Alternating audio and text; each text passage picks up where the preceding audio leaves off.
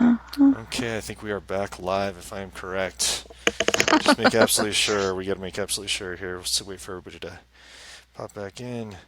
Got to jump back on. I think we have everybody here. I just want to make positively sure. And Yep, is my audio working? your audio is working. You're back. We're getting everybody's kind of popping Yay! back in. Hey guys, sorry for the technical issues, but when you're dealing with OBS, like I said, two of those letters make sense. BS. It's a rough kind It's of no, thing. it's because you have to say, "Oh, BS." Oh, it's BS. Yes. So okay, sorry about that. At least, and we had that weird echo thing that happened in there too. That shouldn't have been happening. I turned off the sound on my side, and it did make it. Anyway, so it's dumb audio issues. Plus, we're dealing with all that energy from that beautiful, Hmm. beautiful place that we call the Stagecoach Inn, which And every always, time we try to bring it up, something happens. You know that's true. So, yes. Anytime we talk about that place, things happen. So yeah, guys. Um, Anyway, so Dee is going to go ahead and try to start getting a hold of yeah. people. And yeah, you're right, Aaron. They don't want us to talk tonight. And you know what? That makes us want to talk even Mhm. more. So we're gonna talk even more just because they didn't want us to, because we're like that. Oh, let's see, Dee. Oh, Dee. Yeah. Oh, well, you sound like you went away for a minute. No, no, I'm right here. Ashley Medina says, "Great episode. I hope to one day be there with you guys." Yeah, we hope you are too, Ashley. That would be really cool. We mess with you, but it's a lot of fun. Aaron says, "Yay." Ashley says, "The ghost box sounds cool and creepy at the same time." Yeah, it's crazy, guys. We It get is cool and creepy at the same time.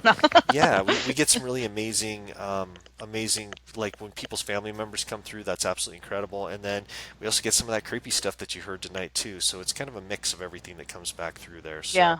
and hey, just want to say thank you again for tuning back in, guys. I know it's kind of a pain in the butt when we have to log out and log back in. So thanks You for know what's sticking with funny us. is that nobody's answering. Oh, everybody, answer your phones, answer the Skype, or it's just gonna be me and Dee talking. Geez, you don't want to hear that. We do that already all the time. Um, uh, Okay. Don says it was an awesome sauce, guys. Good job. Thank you, Don. We really appreciate it, and I hope we can get Jim on here, if anything, because Jim has done such an amazing job editing this thing. He he kind of jumped in from absolutely nowhere. We lost our editor, and we didn't know what we were going to do, and he popped in and took over. So it was really cool. Do Uh, I have his contact info? I sure hope you do, because you just talked to him. His name is Jim. Let's see here. Tina says, awesome show. Jessica says, great show, guys. Christopher, nobody's answering. Well, they should be. Everybody knows that we're doing this. So we should be getting them on here. Hey, Kyle, how are you? Yep, we're back, Lynn. Like it or not, we're back. We're here. No Mm-hmm. darkness allowed. We agree, Savannah. No darkness allowed. Let's see here. Sean says, my group is about to start looking into getting into Old Pittsburgh Hospital in October. I think it'd be exciting if I can make the trip from Georgia. Yeah, that's a really creepy place. It's a lot of fun. Um, Guys, we have Xander Bellis is in here with us, and I don't want to go into too much because I don't know how much Xander wants me to talk here. But Xander is I guess you could say one of my students from way back when. He's been with me for a long time, and he is absolutely just an amazing psychic medium. And I don't know if you guys caught the EVP that came through while we were doing the first session at the end when it said Xander, and I started getting taken over. That's who they were referring to as Xander. So it was pretty amazing to see that. Xander's in the chat room with us tonight if you want to ask him any questions. And we also, I should say, the next episode is going to be based on the investigation I did with Xander at his house. Um, Daniel says, "Hey Chris, sitting here with Margaret, second time listening. This is amazing, awesome." Hey, or it's a Danielle. I'm sorry, Danielle. I'm so glad that you tuned in. I appreciate it. Kyle says, "Can't wait to see Hinsdale, and there will be three favorites. I love you so much. We love you too, Kyle. Absolutely." Let's see here. We got Dawn. Dawn said that made me cry. Um, Oh. I hope that wasn't a bad cry. It's a good thing. Xander is asking if the episode's up on YouTube video on It the will YouTube be. video. It's going to. Actually, right after we get done with Live Inside the Box tonight, I'm going to go ahead and put that up on YouTube, and you guys can go back and watch the whole episode because I know that there was some Facebook weirdness going on and some buffering and stuff like that. So you guys can watch it all the way through and see all the stuff that you might have missed. Um, Patty says, I would love to be able to come someday. Yeah, we'd love to meet with you, Patty. We'd love to have you there. It'd be so much fun. Chrissy says, I'll have to try to watch it after this. Yeah, Chrissy, I will promise I will post that up right after the show tonight. We'll put that up there and to go from there. Kyle says, "Sexy Beast Moon, of course. Gorgeous D and handsome Irish Dan the Man." Well, Dan the Man's not here tonight, so we're gonna have to take up all that sexiness. Um, Alan actually is in the chat room, and he just said, "Are you using old Skype?" No, I'm not using. No, I mean, yes, it I'm using is old. the old Skype, Alan, not the new one. Go to Yeah, the old one. Go use the old force. Skype. Use the one. Ashley says, "Oh God, no! If there are no guests in 5 minutes, I'm out." Just kidding, haha. So, No, so yeah, she's done. She's done. Hey, we might be your only guest tonight. We're trying, guys. We're trying. we're Um, trying. Xander says, "Would love to hear a part of it again." My dad said it said Xander. It did. It did. Paul was right. It Mhm. did say Xander, and it was right as I was being taken over by the Native American spirit that was there. Um, very intense stuff. Don, Alice, Marie, Gary says, "So great. Thank you so much. We appreciate it." Are you still trying, everybody? D, I'm still trying, everybody. It's not come happening. on, Alan. You got to answer. Lapita too says, "Hi everyone." Hello. Lee Chelsea Boots says, "Hey, I think it's hey there is what we're trying to get." Patty says, "I just seen Mama Moon." Alan says he gets the call, but it won't pick up. So he's having some issues with that with your Skype. I'm not sure what that's all about. Tim's back. Deaf David Espinoza was asking some interesting questions as we were in there. Do you move your hands for a specific reason in the Ghost Box, or is it a habit? So, David, if you're not familiar with what I do with the box, I was the first person to use the Ghost Box in the field. I was given the box by Frank Sumption. It was the first one ever used. And I used to think that it was just a paranormal tool, so you could use it on paranormal investigations and things along those lines. And I quickly realized it was a medium's tool. Me being a psychic medium, I started using the device as a communication device so that other people could hear what was literally happening in my mind, what I could hear myself. And when I started looking at it that way and opening my mouth and just letting it happen and using my energy, so you see my hands moving over it and things like that, I'm literally, and I think Dee can attest to this, it's almost like me being in a semi trance. I'm listening for spirit, I'm seeing things and I'm hearing things, so it's a full communication that comes back through. Also, as I'm using my hands over the top of the box, it feels almost like, to me, it's almost like an energy adjustment that happens from time to time, like I have to pull things back into order. So that's just a little bit about that. But great questions tonight, David. Um, Christopher, I don't know why. This is really weird. well, it's the Stagecoach Inn. What can I Oh, wait, say? wait, wait, wait. We might have somebody. Let's see. Hold on. Dee's excited. Oh, oh, I hear someone. Alan? What? Why did it hang up? Alan, are you there? He wants to show video. Let's see. He's asking me. Yeah, I can see him. Does everybody I see can't. Alan? We we can see you, but we can't hear you. Yeah, we can't hear you, Alan. Boy, this is Stagecoach if I've ever seen one, guys. Uh, Mm-hmm. Alan, we can't hear you. We can't hear you. If you can hear us, we cannot hear you. So that's the issue that we're having. We cannot We hear can't you. hear you. We can see you, but we can't hear you. While Alan works on his voice issue, we're going to keep talking here. Lee and He Chelsea looks Boot. confused. Jim was You having hear, trouble seeing. Yep, now we Wait, can. There he is. We heard hey, you. there he is. you You hear know me what? okay? Yeah, we hear you now. Yeah, now we can hear you. Chris, why Yes. don't we have, because for some reason I wasn't able to add, it's not letting me add, and I can always add. This is really weird. Uh-huh. But why don't we have your mom call in and I can add her when she calls in? Well, I'd have to get a hold of her, which would be the issue. And I've got my phone going over here, and I got all that kind of stuff happening. So We'll that try might be adding an her again. issue. Yeah, give her another try. Lee Chelsea Boots says Jim was having trouble seeing the live feed. Yeah, I apologize, guys. That's I think that's more Facebook than anything else. So yeah, it's pretty interesting. Let's see here. David says cool. Yeah, I saw that. Kyle, oh my God, that was just wow. You are just wow. Thanks, Kyle. Yeah, it was absolutely amazing. Carrie's back. Obviously, we're having problems. Hey, I want to thank everybody for tuning in tonight and sticking with us because I know that we've been having some issues with Facebook and OBS and Skype? Skype, and I'm starting to think this might have more to do with the Stagecoach Inn than it does with Facebook. Mm-hmm. This happens a lot, guys, as you saw in the episode. So bear with us. We're going to get through this thing. I want to say hi to You every. might Oh, you might have to add Jim to the call. okay. I'll see what I can do from my side. I don't. Because I see him, but he's not a contact on mine, so it won't let me add him. Well, I can try, but it might take us off of here. So we'll have to No, see. just put add to call. Okay. Click on the little plus sign underneath your picture. You know how there's a camera, the microphone, the plus, and then the phone? Yeah, it's not showing me Click. that here though. Let me You try. don't have a little plus sign?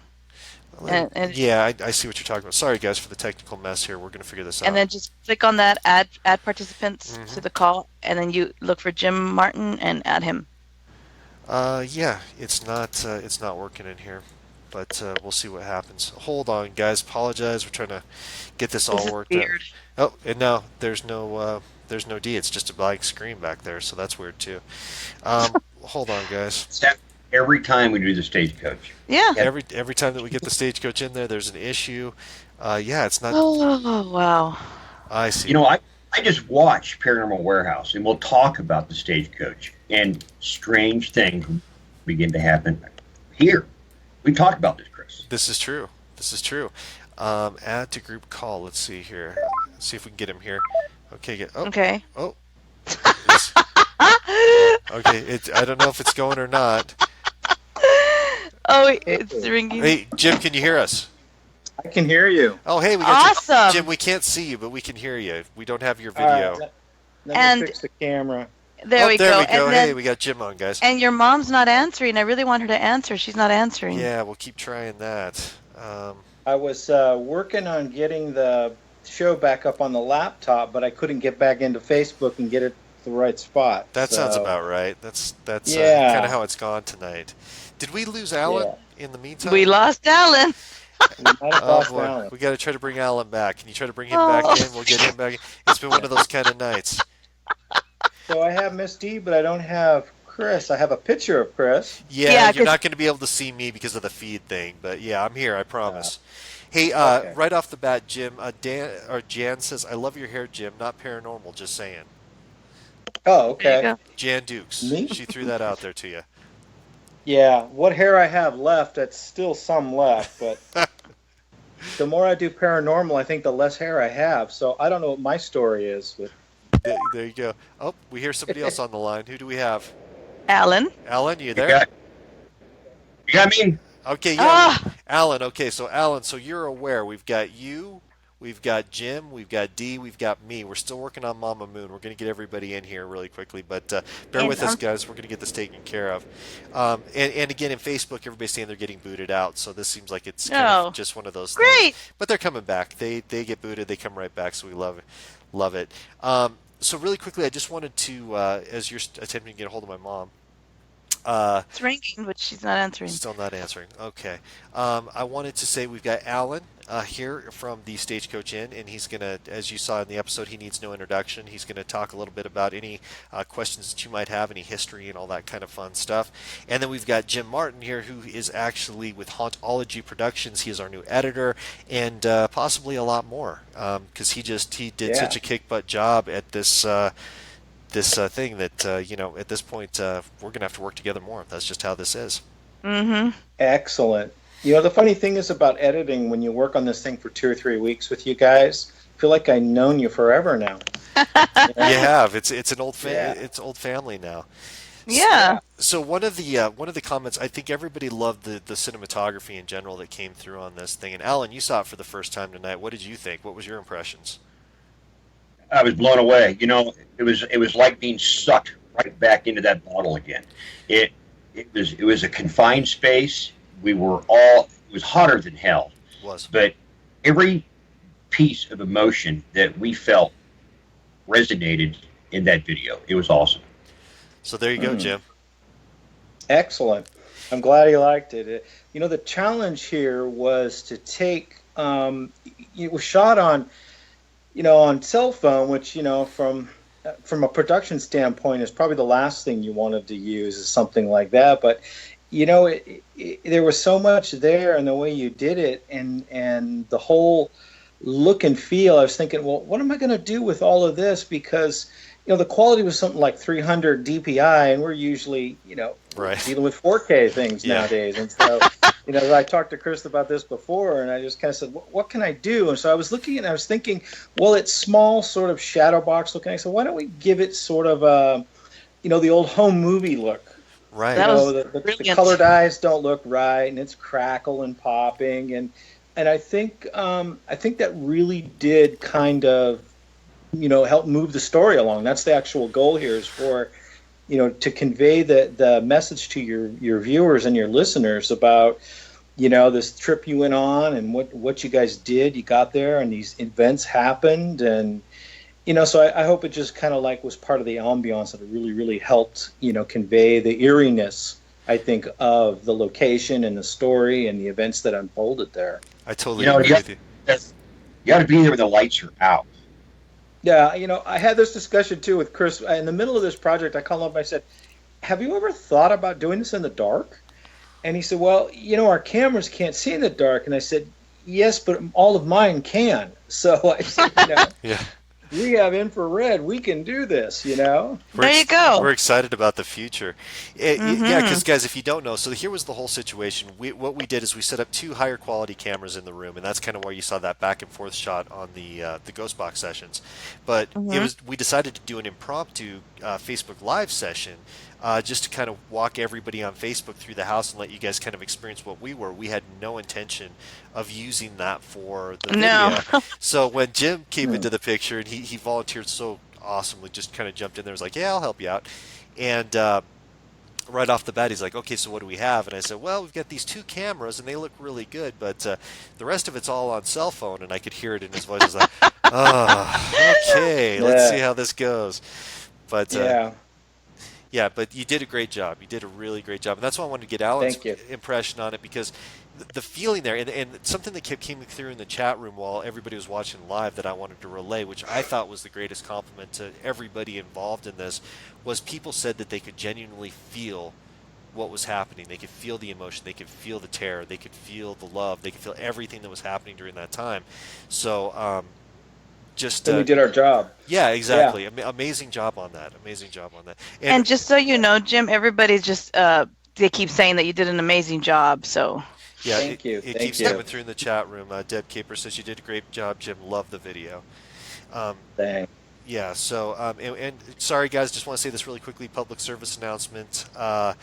I know Facebook is being funny. Please, if you get kicked out, come right back in. We'll be waiting for you. Okay, absolutely. So, Alan, kind of going back to the Stagecoach and that whole episode, what was the most intriguing thing for you? Because you've investigated that place for a long time, right? Yes, since 2012, and that day in itself was just bizarre, just from beginning to end. I've had activity there during the daylight hours. That's just the way it is. But when Dee was attacked twice in a period of twice, was just, I couldn't wrap my head around it. It was within the hour, wasn't it? Yeah. It was within the hour. And I don't know if you noticed or not, Chris, but during that film, when you were so affected, everybody got up and we went outside. Did you notice that your recorder was sitting on the far right corner of the spirit phone? Yeah, that's something that we didn't capture on video, but it was really incredible because when I set it back down, it was in the general spot that I usually leave it. And when we came back inside and nobody else had been inside while we were outside dealing with my situation and Dee's scratches, the recorder had been completely moved off to another side of the box. Like someone picked it up and just tossed it to the other side. So that place, the energy there is absolutely strong. And it was set up on its edge and kind of wedged in between the dials. That's right. On the device. That's right.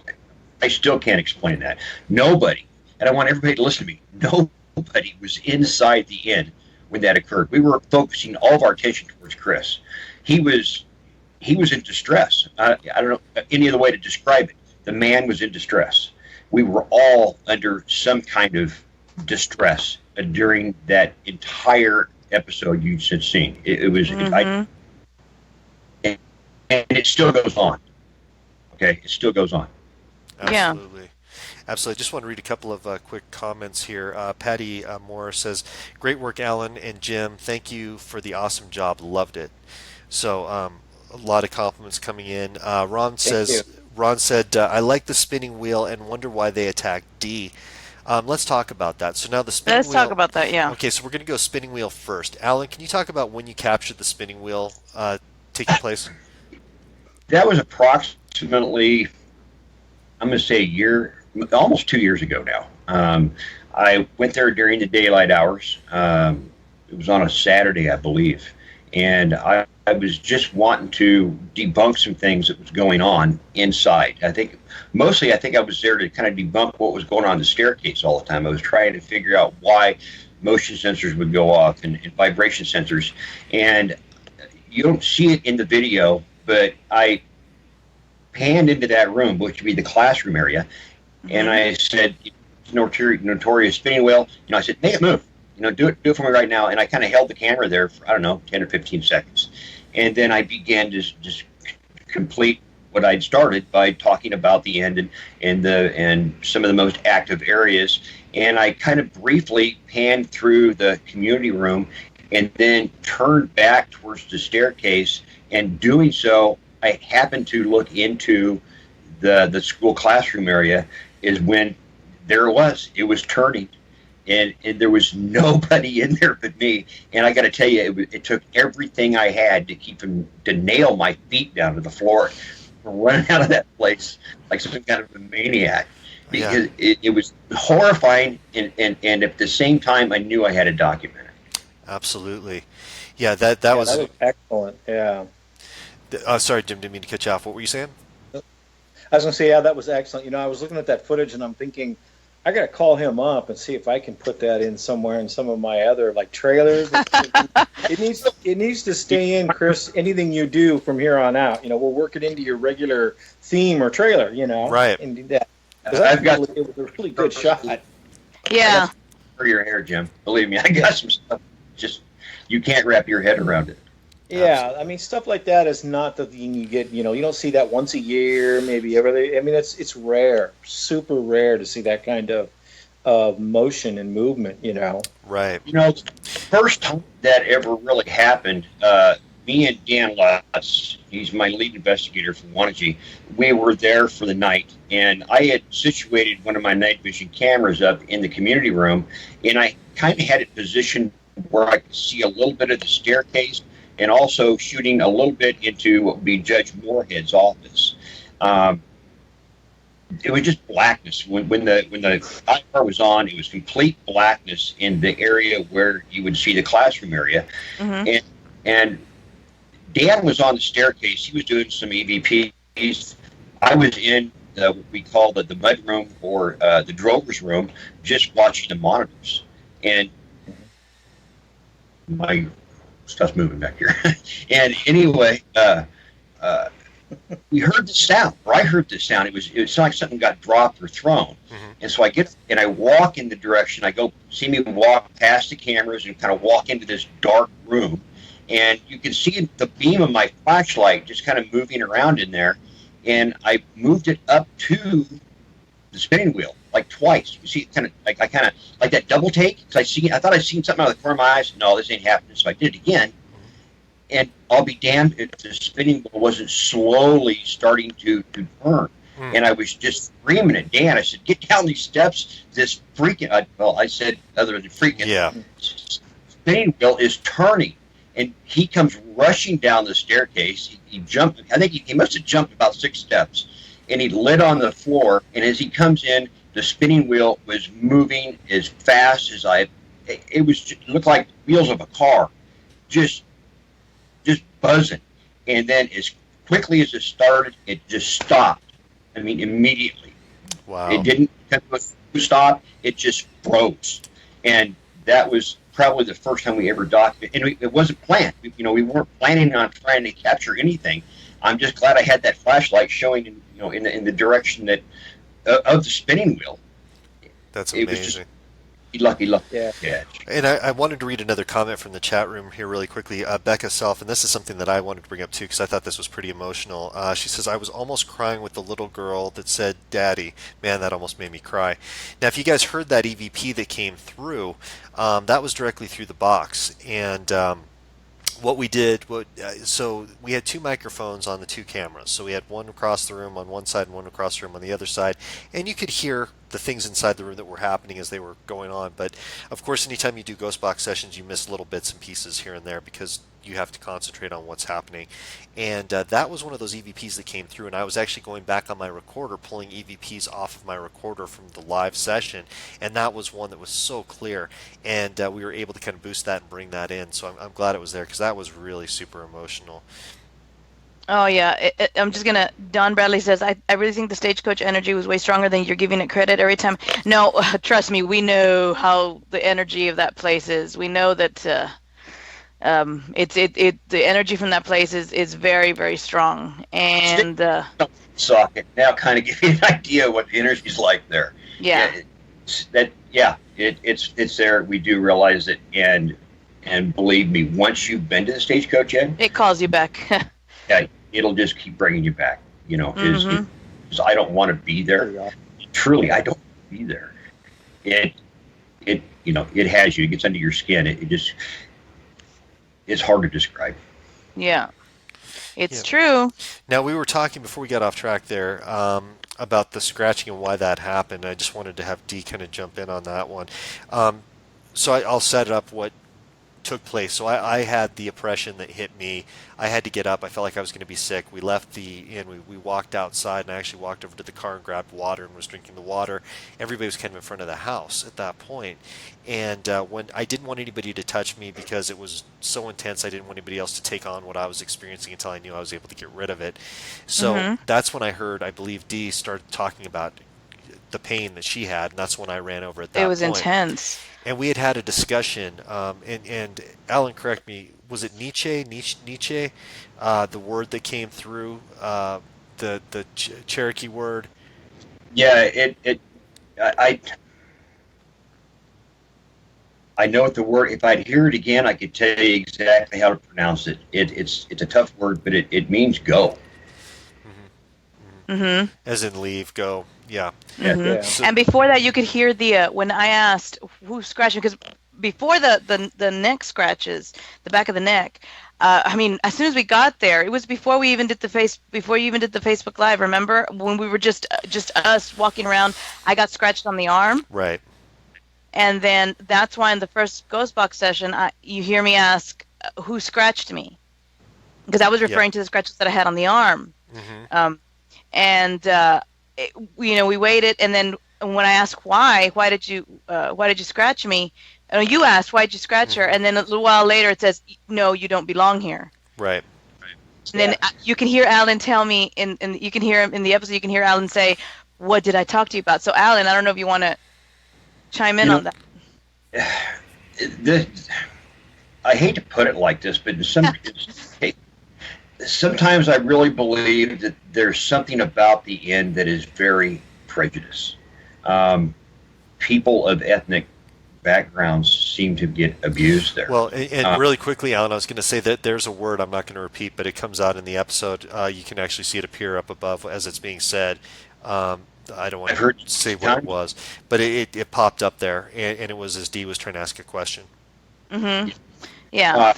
And then, not to mention the native spirits that were there. We know that they were angry because, I mean, what do they say? The blood, it doesn't match. And each of us, when we were there, have come from different tribes, so to speak. And so I believe that was part of it as well.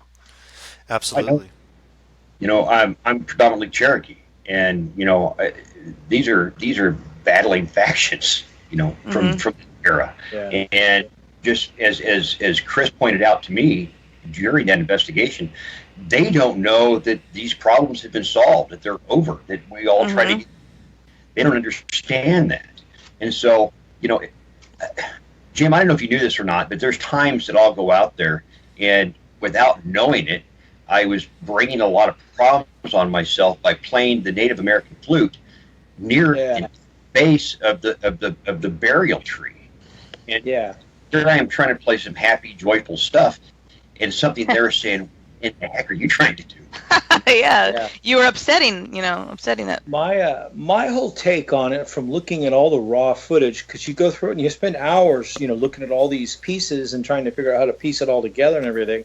My initial response is whoever was there, whether it was Martha's husband, the family, who knows? But they obviously, I got the impression that they did not like. There was some prejudice. They did not like the Indians, the Native Americans from that were there before them. And, in those days, there was a lot of bad conflicts between both sides, Mm-hmm. and a lot of bad things between the treaties and stuff. And I just got this feeling that, all this badness has kind of sort of been locked away like in a time capsule. Mm-hmm. And you guys come by in there and maybe sort of disturb it a little bit, and it sort of stirs it up a bit. It's kind of like kicking the bee's nest or the hornet's nest a little bit. It kind of gets them going and riled up. And my impression was that they probably most likely mistook Miss D for Native American or something like that. And that's what that was. They lashed out in their way that they do, sometimes, and they scratched. And and you hear my name come through as well, and that's right before the attack. Mm-hmm. Obviously, they're directing that was kind of at you, and the whole thing about you don't belong. And then later on, when Chris comments about, all the tribes come together and our blood, and it says, your blood you doesn't don't match. Yeah. And so there's a lot of clues here. If you piece them all together in the timeline, that's probably what I would say about 99% sure is what I would go with. And so, I think they mistaken you for probably one of the Native Americans from that land at that time. Definitely. And so, that's what I got from it. There is some kind of a protecting force that is around there, and that force is to keep things out. Chris would brought this to your attention, but there's a shoe that's put on display there at the Stagecoach Inn along. Yeah. And, the Historical Society thought, this is really cool. We found this shoe and this dress, and it's from the era. And right away, red flags are going off in my head, what the significance of that shoe meant. And that was, to ward off evil. It was thought that the person who owned the shoe, normally it would be, the father or somebody of prominence in the location, had held their soul or their imprint, and so they put it by windows or doors, any weak spot that was in the location to keep evil from coming from the outside to the inside. So, I've often kind of thought that maybe the Moorheads knew a little bit more about what was going on there than what we'll ever really know, that we may be only figuring out. Yeah. I would totally agree with you on that one, Alan. Really quickly, I had a question in the chat room I wanted to get to, because Kyle asked a really great question that not many people ask me. He asked what it's like when I'm in that trance state using the device, and kind of what it feels like. It's really hard to explain, and I can really only defer to the people who are kind of around me when it happens, but it's almost like having one foot in this world and one foot in the other world. I'm trying to pay attention to what's happening on both sides, and not only am I picking up the audio that's coming through the device and also some other voices that are coming through, but also seeing pictures and trying to relay those pictures at the same time. So it's kind of like it's herding cats in a very strange way, but you're definitely kind of walking in both worlds.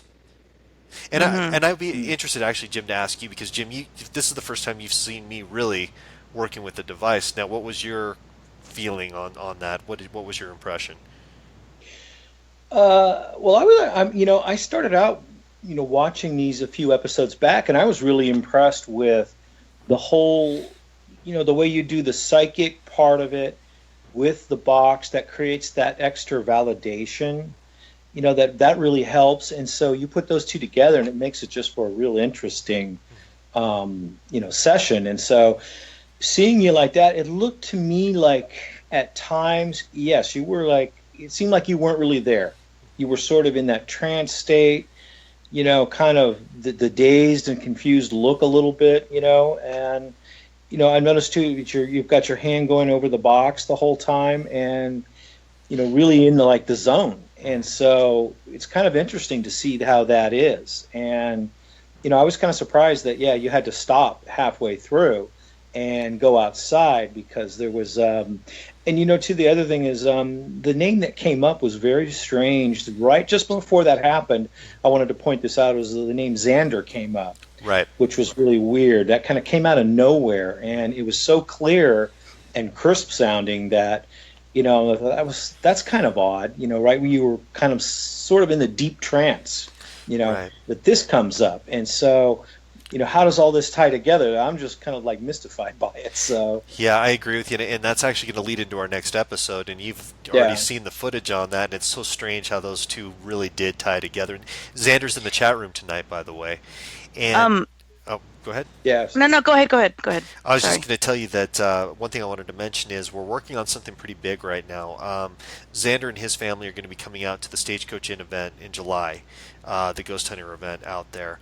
And there's a possibility that we're going to be able to get Jim to come out there too, and we're going to be doing some interesting things there. So everybody in the public who's interested might be a part of something big.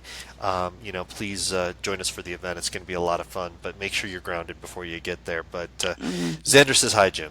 So okay, just well, like I that. know Xander. He doesn't know me, but he's never met me. But I've watched him work. I've watched his style and what he's done, and I was quite impressed with what's coming up next. So there's a little teaser for the viewers out there. Definitely, it's going to be an intense one. That's for sure. What is it with Iowa? Jeez, I got to ask you, Alan. What is it with Iowa? I think Iowa's overlooked as far as paranormal activity concerned.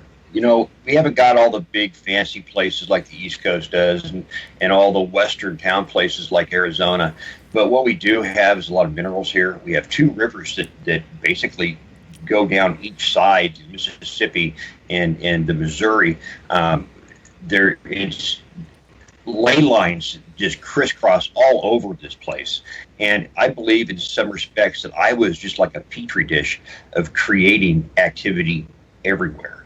And these Iowa people are so grounded and so matter of fact. It's so hard for them to come forward and say, hey, my house is haunted, because it's small. Iowa's small, and towns are small, and people start talking about other people, and so it's just quiet. It's very rare that somebody will come forward and say, hey, put my face on TV because I got a haunted house. This is what I refer to as the Bible Belt through here. Nobody wants to be seen or known as somebody that believes in ghosts, for crying out loud. But yeah, Iowa is just packed full. We got Villisca, we got Edinburgh, we got the Squirrel Cage down in Omaha. We've got my good friends out there at Farrar with the Farrar Schoolhouse. We've got Edinburgh. Mason House. Mason House. Yeah. Alan, I was just going to say it was the corn, but after listening to that, okay, I'm sold on the whole thing. He likes your explanation better, Alan. Really quickly, Debbie. What's funny about the corn thing? How you the whole thing involved like the god of maize and all that. Yeah. And we were talking about how like I got scratched and I with the tie with the Aztecas, the Mexican natives, the Aztec. Yeah. Well, they had a different ritual and a different god of maize, and their celebration it was in between July. It lasted for 16 days in between June and July. Mm-hmm. Yeah. So and it was a completely different ritual, and a completely different way of honoring their different. That it goes against the way. So I don't know if that also had that could have also had a lot to do with right. What happened there. It could. I don't know. I'm telling you, it's corn because you drive across Iowa and you look around and it's corn, barn, cow, corn, barn. But at least it's pretty, right, Dee? At least it's pretty. It's so pretty. People know I'm out in California, so we don't see corn here very much. That's kind of a rare thing, out here. So grocery store, that's about it. That's where you'll see corn. Right. Hey, Jim, Debbie Casper says, Jim, we are all saying hello to you from HAology. Thank you, Debbie. Debbie and I go back a long ways. We were we started our careers in one of the public meetup groups, like a lot of paranormal investigators, where you just kind of like you join up and you go out there with your first little millimeter and your recorder and so that's kind of where we met a few years back, and we've sort of grown together out of that now and into, doing our own production now. It just kind of grown into this, it became this thing, and it's like, you have to manage it and do stuff with it, and so. Took on a life of its own. Yeah, so hi, Debbie. Thanks for watching. I hope she enjoyed the video. I think she did. She said quite a few things. Xander also jumped in and said, "I've seen the Trans State and Chris too many times," so he's well aware. Jared Osborne says Iowa is Indian land and a lot of tragedy in the frontier part. That's true. Sense. Yeah, that's a good point. I want to answer a question that came. Oh, okay, go ahead. Sorry. There was a lot of children that, in fact, right there in that area, in 1870 something, there was a 14-year-old boy that was out in the fields, and wildfires were prevalent at that time. And this kid, 14 years old, he got caught up in one of these prairie fires, and it just took his life. And I've been told that the services were done at the Stagecoach Inn because it's the only church that was available at the time. So there's been a lot of people that have passed on that they've had ceremonies there at the Stagecoach Inn. Wow. That's incredible. Bella's asking, it says, "Hi everyone, just joining. Chris, when will you be releasing the Haunted Stagecoach Inn?" You're late, Bella. We already did.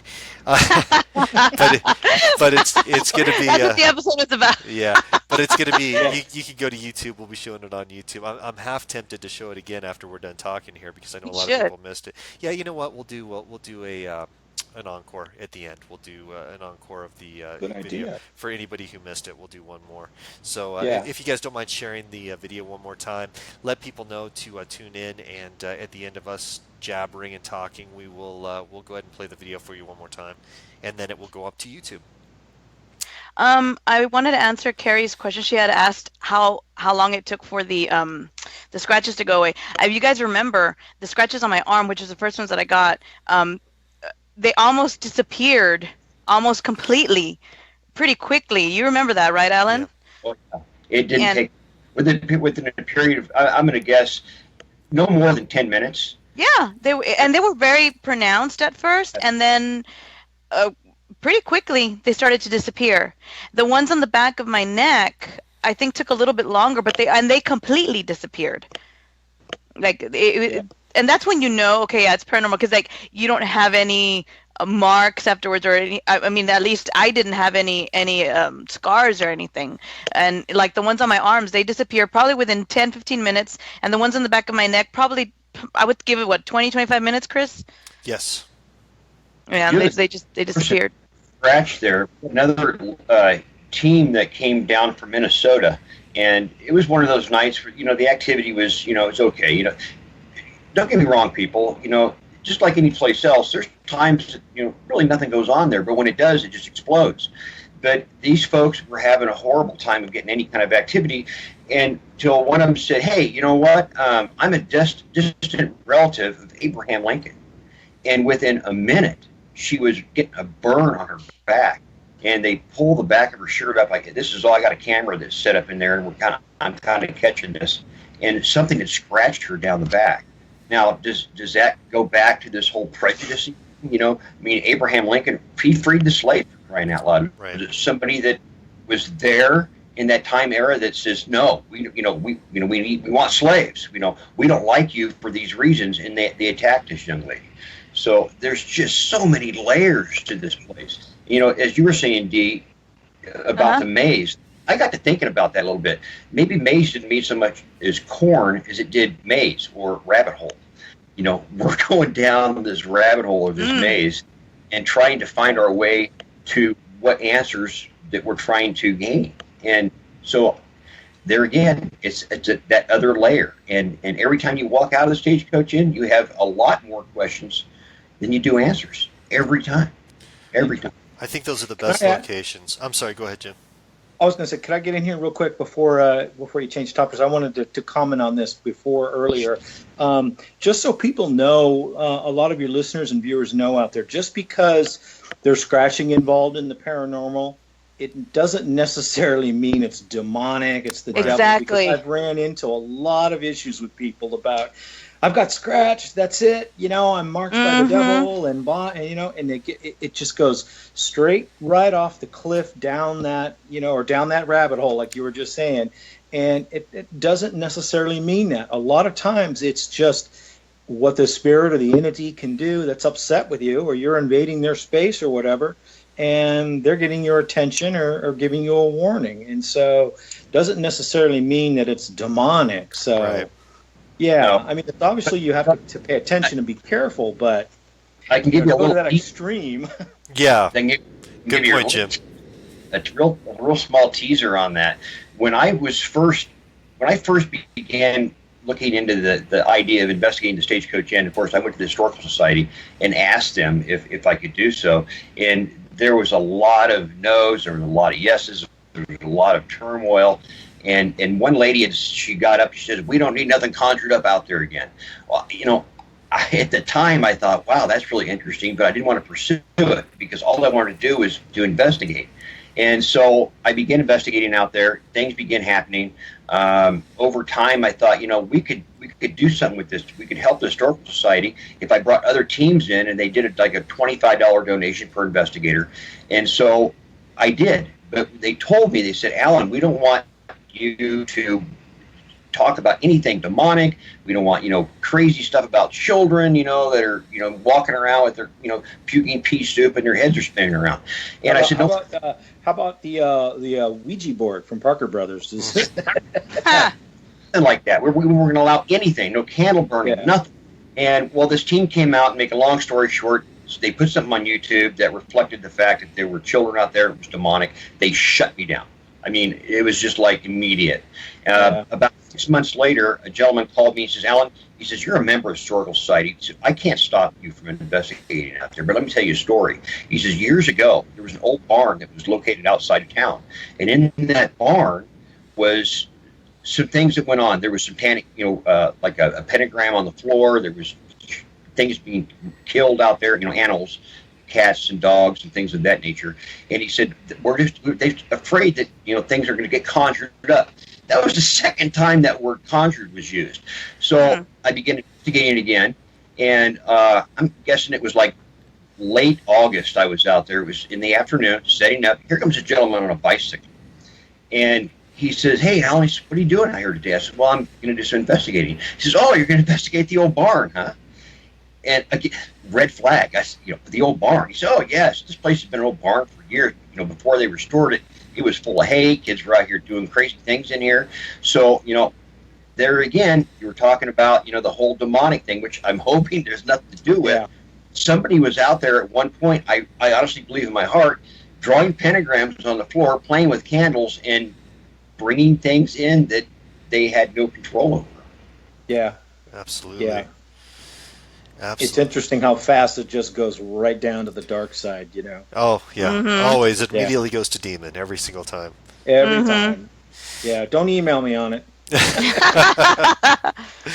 Well, yeah, we're really excited, and I wanted to make a mention too. When we're doing the event, the Ghost event at the Stagecoach coming up in July. I don't know, Dee, if you could put the link in there for the dates and tickets and stuff. But a good portion of the tickets is going to go back to the Historical Foundation for repair, paint, and all that kind of fun stuff on the property. So we're trying to get the place, give it some upkeep, and make sure that it's still around for future generations to go investigate. So please know where the money is going with that.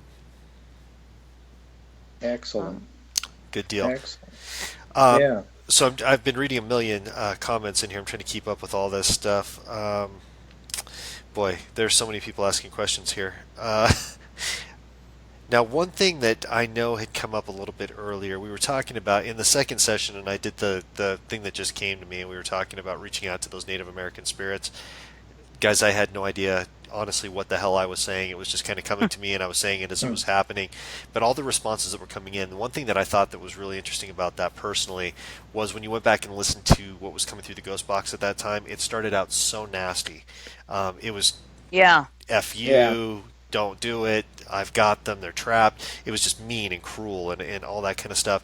And I really thought it was interesting once we showed enough respect, and I think that that's kind of the theme here, respect in investigation, that once we showed the respect, and all of a sudden it broke, and whatever spirit was there allowed some of these other spirits to cross. It was absolutely crazy. I think that's really important too, because you never once lost your cool with it or got disrespectful, abusive, any kind of abrasive tone or anything. You just sort of held your ground and kept on going with, what you were doing there, your work. And so that was kind of interesting.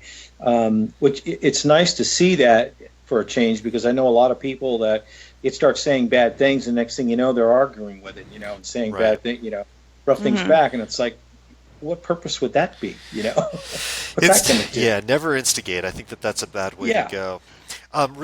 Really quickly, guys, I'm going to let you guys talk really quickly. I'm going to answer a call from my mom. We're still trying to get her on the line, so you guys keep talking. I'm just going to jump on, try to get a hold of her. Okay.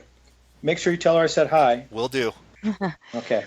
When there, Dee, you might remember this when Chris was explaining, our purpose there, and that we weren't do any harm or stir anything up. With a few minutes, the room and the whole place, even as hot as it was in there, got really light. Yeah, it did. It just lifted, and those harsh feelings and the scratches and all those things that were going on previously had just diminished. And in fact, when we left, it was pretty calm until later on when I spent the night in there. Yeah, and things did the energy did shift, and it did change almost immediately, I remember. And but then I do recall that later on, and I don't know if you want to talk about that, about what happened afterwards that night, because I remember you called up Chris and you kind of told us what you had experienced there. Yeah, because that wasn't in there, and I think that was really significant. So if you can kind of go over that so that the listeners can know what happened afterwards. Sure. As me and Dan investigated throughout the night, it was the typical things that were going on. We could hear the footsteps and what felt like somebody would just brush behind your back. It was all that typical stuff that we've encountered there hundreds and hundreds and hundreds of times. And so Dan and I, we just said, you know what, we're just going to throw our cots down and we're going to lay here and we're just going to appreciate it. We're going to listen. And so we did. And I began drifting off to sleep. And I could hear footsteps. I could hear tapping. I could hear all the typical things, all the typical Stagecoach Inn things. When suddenly something shook the bottom of my cot, violently shook it, and it woke me up. I was like in that twilight sleep where you're not quite there, but you're still kind of awake. Yeah. And I set up. I said, Dan, what are you doing? He says, I ain't doing anything. What's going on? I said, did you just shake my cot? And he said, no. I said, I didn't touch it. And so that was just one of the really strange things. Didn't catch it on video. This is a personal experience. I understand that. It happened. It was like, hey, wake up, man. I'm here. You're not doing your thing or something. I don't know. But it was a unique experience. And for weeks, I had things going on in my home. One night, I felt like something laid down beside me in bed. Now, granted, we have some cats. That like to run around, and occasionally jump up on the bed. Uh-oh. Oh. Did we lose you? We lost Alan. Alan dropped off. Alan. Oh, boy. Uh-oh. Uh-oh. Hey. Oh, and there's now Mama we've got Moon. your mom on. We have Hello. we have the voice of Mama Moon. We don't have the picture, but Mama Moon is here. So, Mom, We have the voice. So, you're aware here, really quickly, we have Dee, we've got me, we've got Jim, our new editor, and Alan was on with us, but we have to wait for him to come back. Okay. So could I tell a quick story here real quick that's very odd about this video? Yes, you can, Jim. Go for it. Okay. So as I've been editing this and you guys are doing box talk, kind of just refresh your listeners, the show you did a while back after you got back from Iowa where Dee got scratched on the back of her neck, and you had some strange things going on and you're over at your place, Chris. Yes. And so I finished the video just a day or two ago. Okay. And cleared everything off the computer. I was done, shut everything down. And when you've been working on a project like this that takes weeks, sometimes months, when you finally upload it and send it, it's like, I'm going to Maui now. I'm the last thing I'm going to do is get back on my computer. So right. I got to go find my vacuum cleaner and wash my laundry and get caught up on all the projects that you leave behind, while you're trying to get this thing done. So I got everything done.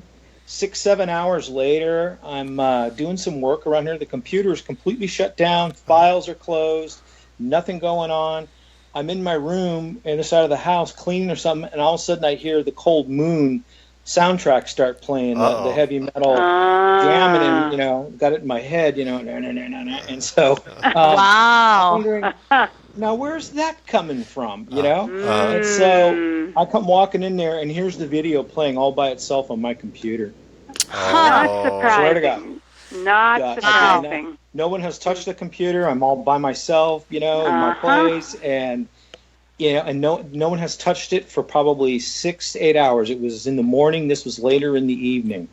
And I shut it down, and it came on by itself. And not only did it come on, but the video comes up and starts playing all by itself from the beginning. And so I thought that has never happened in the last couple years that I've been doing this. That is pretty amazing. I got to admit, Yeah. that is crazy. So I stopped for a moment and I thought, well, now those guys had some issues when they got back home and were doing their show. And That's so true. I was like, Yeah. how bizarre is that? That is true. Welcome to our world, Jim. Now you're involved. Welcome. And you've seen just right now, just this, while we're trying to do this live inside the box, all the technical. And Chris, do we ever have this many problems? Come on. No, not this often. No. We have some internet issues once in a while, some OBS, but not Hence like this. the phrase "ghost in the machine" here. Yes. That's There very you go. fitting. Very fitting. So, Yeah. Absolutely. Yeah. Alan, I don't know if you want to go back and just sort of finish, because people, they say, like, wait, what happened? You got cut off when you were explaining. I had to ad-lib for you, Alan. I hope it's good. No, but I remember looking down on the sheets, blankets. There was nothing there. Uh-huh. There's just nothing there. And I had a talk. I watched Ghost Box Chronicles. And I'm sitting where I'm at right now. In front of me. Literally. Wow. Can you guys hear Alan? Yeah, Alan, we're having trouble He's hearing really you. breaking up. Yeah, Alan, he's really breaking up. we cannot hear you, Alan. Like, you're really breaking up. Michelle says the Stagecoach Spirit's doing it again. Yeah. One more try, Alan. We'll tell you if we can't hear you. Let's try it again, Alan. Can you hear me now? Yes. Yes. Okay. So, yeah. Anyway, I've had some strange things happen here. I had a clock jump off the wall, hit me on the bridge of the nose. It has to have a trajectory at a 20-degree angle to come off the wall where I'm at. This wall is about 2.5 foot away from me. So if anything would fall off of it, naturally it comes straight down. I call it Chris. It's like at 1 o'clock in the morning, and I said, Chris, I don't know what the hell's going on here. And this clock came down and hit me on the bridge of the nose. So, and it was just one of those things that it happens every time we talk about the skate. I've often thought the Stagecoach is it's a passive aggressive place, and it's kind of like being in a bad relationship. One of those relationships you think, you keep going back and it has the same end result. That's what the Stagecoach Inn has been like for me since 2012. I've tried to away from there, and every time I do, it's like my life goes to hell until I go back. And then it's just this vicious circle around and around and around. Did the house take half of everything you own? Pretty much. Yeah. You lost the house and half of everything you own over at the Stagecoach, huh? Yeah, that's right. It's like a relationship. The true story, again, I got tons of these stories, but I knew that there was something that was following me home from there, and I finally realized, and every time you do realize it's a little bit too late because it's very stealthy about what it does. But I realized something there. I've told Chris this story. Yes. And you know what? You got to stop. My brother-in-law is coming back to see us shortly. He's a minister, and I will have you thrown out. You will no longer be.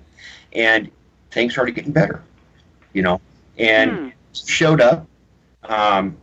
They were there about 2 weeks, I guess, and we were sitting at the breakfast table one morning, and my brother-in-law, he had a traveling companion, and she said, last night the strangest thing happened. And I said, well, what's that? She said, well, for one, I felt like somebody was pressing me down on my bed, and and I could look over to her right, she described, and she could see into my brother-in-law's bedroom.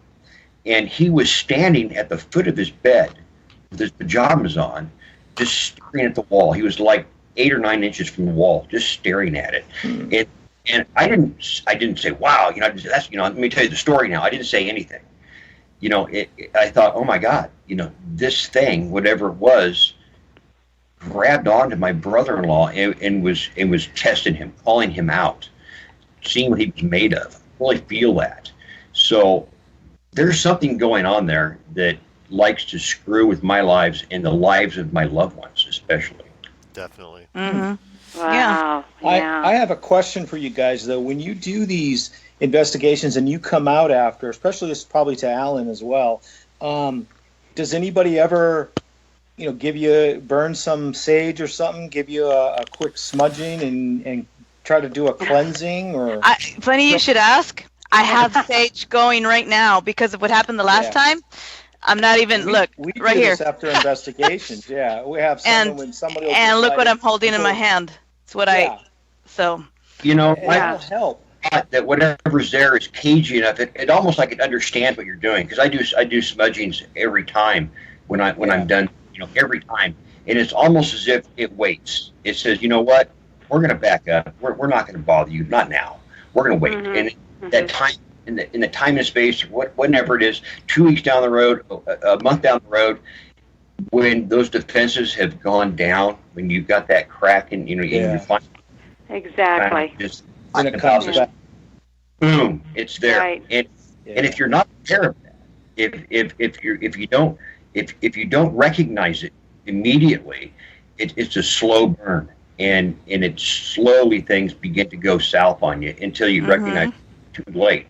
You've already got sucked into that rabbit hole or that darkness once more. But once you recognize it, and you say, "Stop! Get the hell out of my life!" Things come again. So it's a very cruel thing that goes on out there, and it's screwed with me. Like I said, 2012. It's true, and Becca actually in the chat room said the same thing. She kind of called it out. She knew that the spirits were following us everywhere. So, yeah, I think we all have grounding rituals, saging rituals, protection that we all do in one way or another. And sometimes it really works well for you, but in other senses, sometimes there's really nothing that's going to help you. You just have to go in there and deal with it. Really quickly, Mom, I wanted to jump in because we haven't heard from you yet. Yes. I just wanted to, you've watched the episode now. What was your impressions of that first, just so Jim can hear? I was wondering. It was so real. Again, watching that episode and living it again, and remembering how I was feeling, and the times when my energy was so drained that I didn't think I could catch my next breath. It was that heavy up there, especially on the second floor, and something about the children, and it was so heavy. And at times I thought, oh my God, I'm going to pass out. This is just draining my energy, taking it away. And it was just the most interesting emotions. I mean, there were certain parts that I felt, very happy and relieved, and then there were other parts I felt like, upstairs especially, I felt like overwhelmed, children, scared, fearful, all of this going on. The Indians, the American Indians that were stalking the place. I mean, it was just like a multitude of feelings all at once. It was amazing. I've never felt that much energy in one place ever. So did you feel, Mom, that the episode did a good job of representing what what it felt like? I do. I mean, from everything from the scratching on Dee's neck and back, and the the get out, we don't want you here, all that kind of thing that happened. It was just like, oh my God, this is so overwhelming. I just, so much emotion, so much energy. Yeah. It was amazing to me, just amazing. I haven't felt that much, actually, and since we've done Lizzie Borden. Oh, yeah, that's really going back. You're right. Mm-hmm. Yeah, That's really going back. Carrie, I'm sorry, go ahead, Jim. I was going to say, at one point you all had to leave upstairs, and I think even Yes. Miss D said that she couldn't breathe, and Yes. it sounded like you were being an empath. Earlier Yes. my friend Debbie from HAology chimed in. She's a psychic empath, and this kind of thing really affects her too. But you pick up on some of the health issues, and it sounded like that tuberculosis outbreak that kind of swept through and killed a lot of children.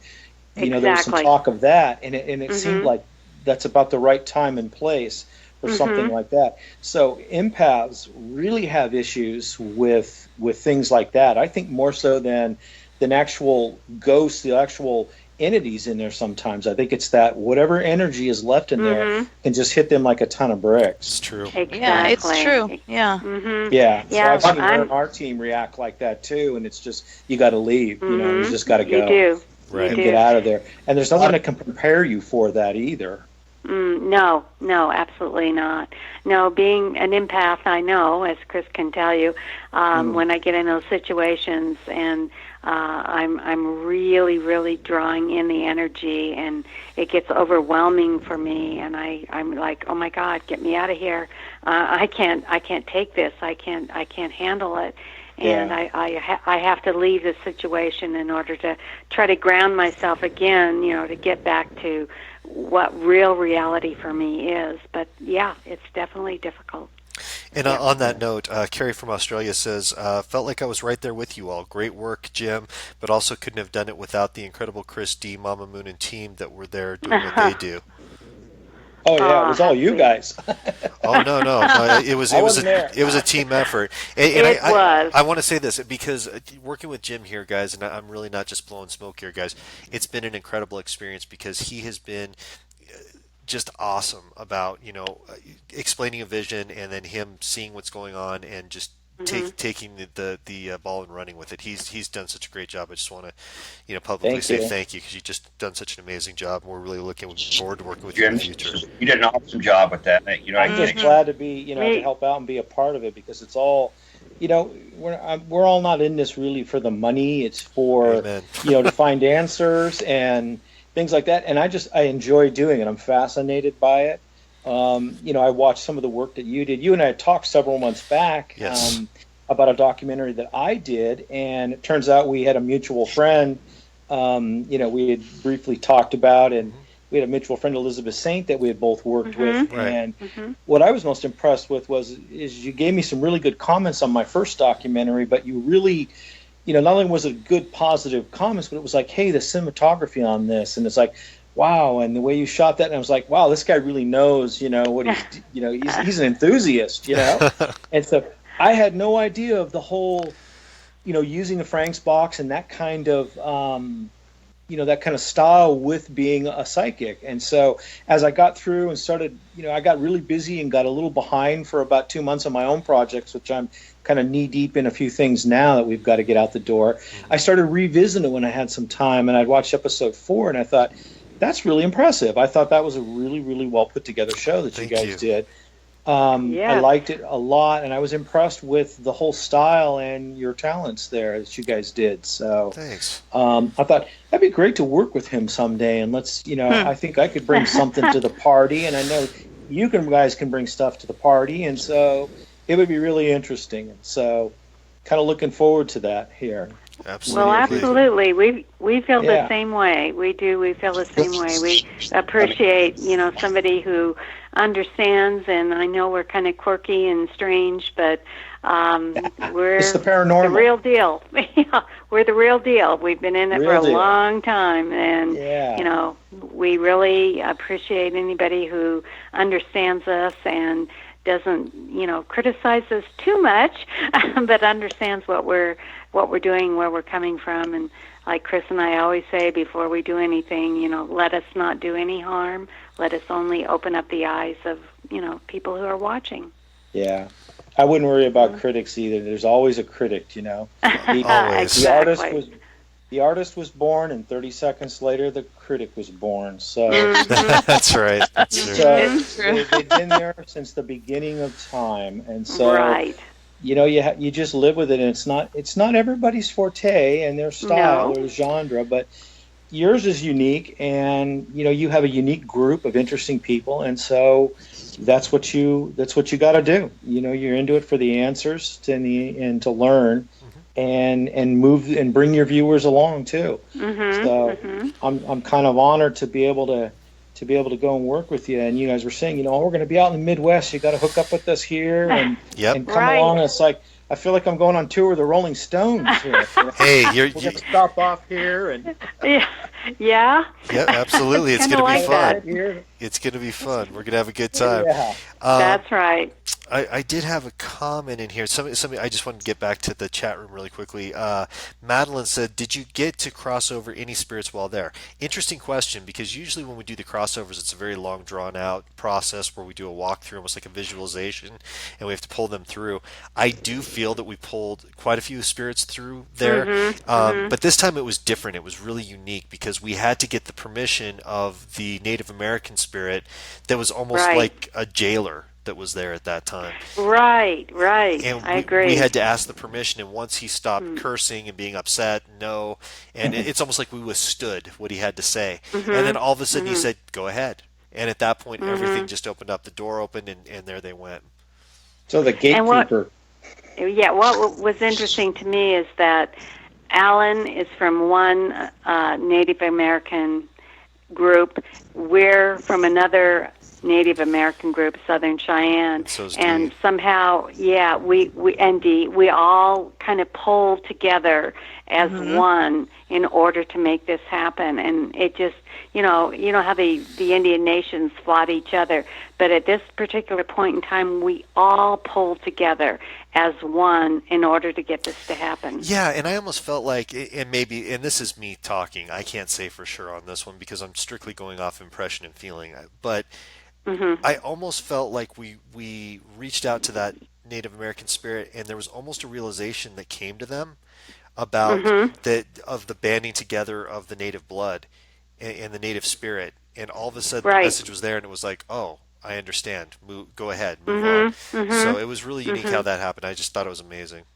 Right. We all became one. We all became one. The misunderstood, the typing, all the different things that happened, we all became that one unit, that one great unit. Oh, we lost somebody. Who do we lose? Alan. We lost Alan again. I think he's having some trouble with his internet, guys. Sorry. Yeah, I about that. think so. Yeah, it's I've the had button that on the too. back, Alan, on the router. So, Press that.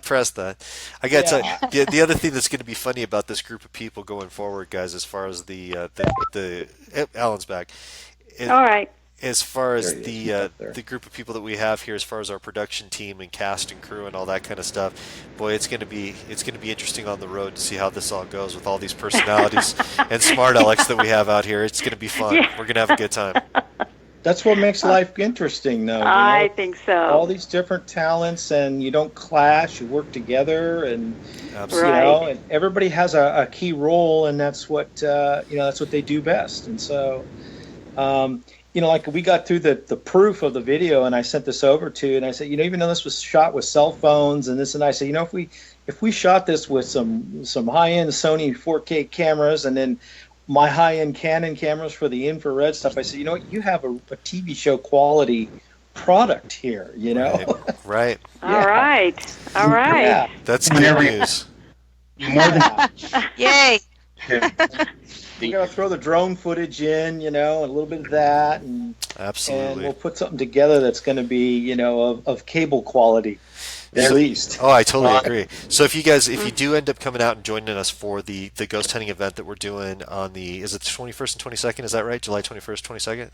Yes. Okay. I believe so. July yeah. 21st, 22nd. If you come out and join us for this thing, be ready to be on camera because you're going to be part of the whole situation that's happening there. But we're really excited. It's not going to be a Ghost Box Chronicles show. It's going to be something a little bit different. I don't want to give too much information, but definitely come out.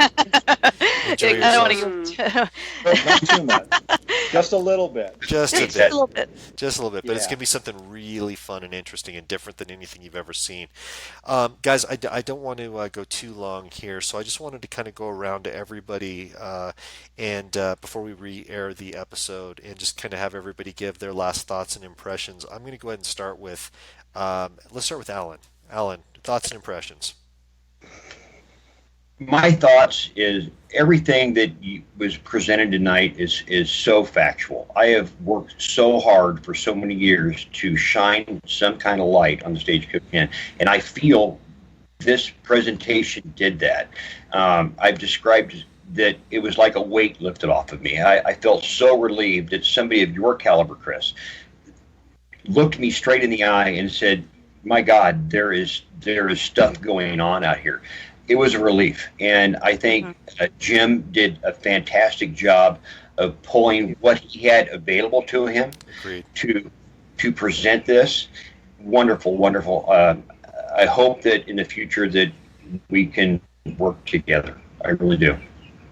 Thank you, Excellent. Alan. Yeah. And Jim, go ahead. What are your thoughts?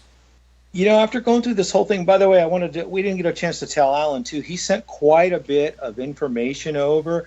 There was a lot more there. I tried to go through. This is the drawback of being the editor is you have to make a cut or a choice somewhere. And there was he probably sent me 20 or 30 fantastic choices to work with of footage that we could put in, and just having to make that cut, it was tough, and so I had to, I had room for about one or two, and that's what we, what we did. So thanks to Alan too for all his efforts there, and Miss Dee too had went ahead and we had to redo a little bit of the voiceover, but we got it through there.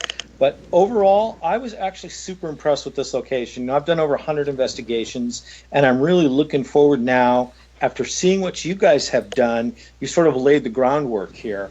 So now in my brain, I'm putting together, what can I do? So if I'm going to make it out there, and I'm going to be there, bring some equipment out and stuff, what can we do here to really take it to the next level and really show more, of the evidence? It's the evidence that people really want. And I think that place has got some real secrets to tell. It's the question of, will they, can we get them to share it with us? Absolutely. Well said. Well said. We're excited for it. Mom, what your final thoughts? All right. I feel very privileged to be a part of this. I really do. We've done investigations all over the country, and they've all been interesting. But this one is very special. It's very different. That's my feeling. I think we're going to bring out a lot of new information that nobody's ever had before. I think the caliber of people that we're working with is really, really high up there, and I think we're going to get a lot out of this. It's a good experience for all of us. I think we're going to learn a lot of different things, and I just feel really, really grateful that I'm a part of it. I love it. I feel blessed. Thank you. Wow, absolutely great. And Dee? Well, Chris, you're kind of a big deal. No, I'm just kidding. It's a big deal. I am kind of a big deal, yeah. I had to. Yeah, exactly. I had to. I kind of can't be serious. You know that. I knew it was coming eventually. You knew it was coming.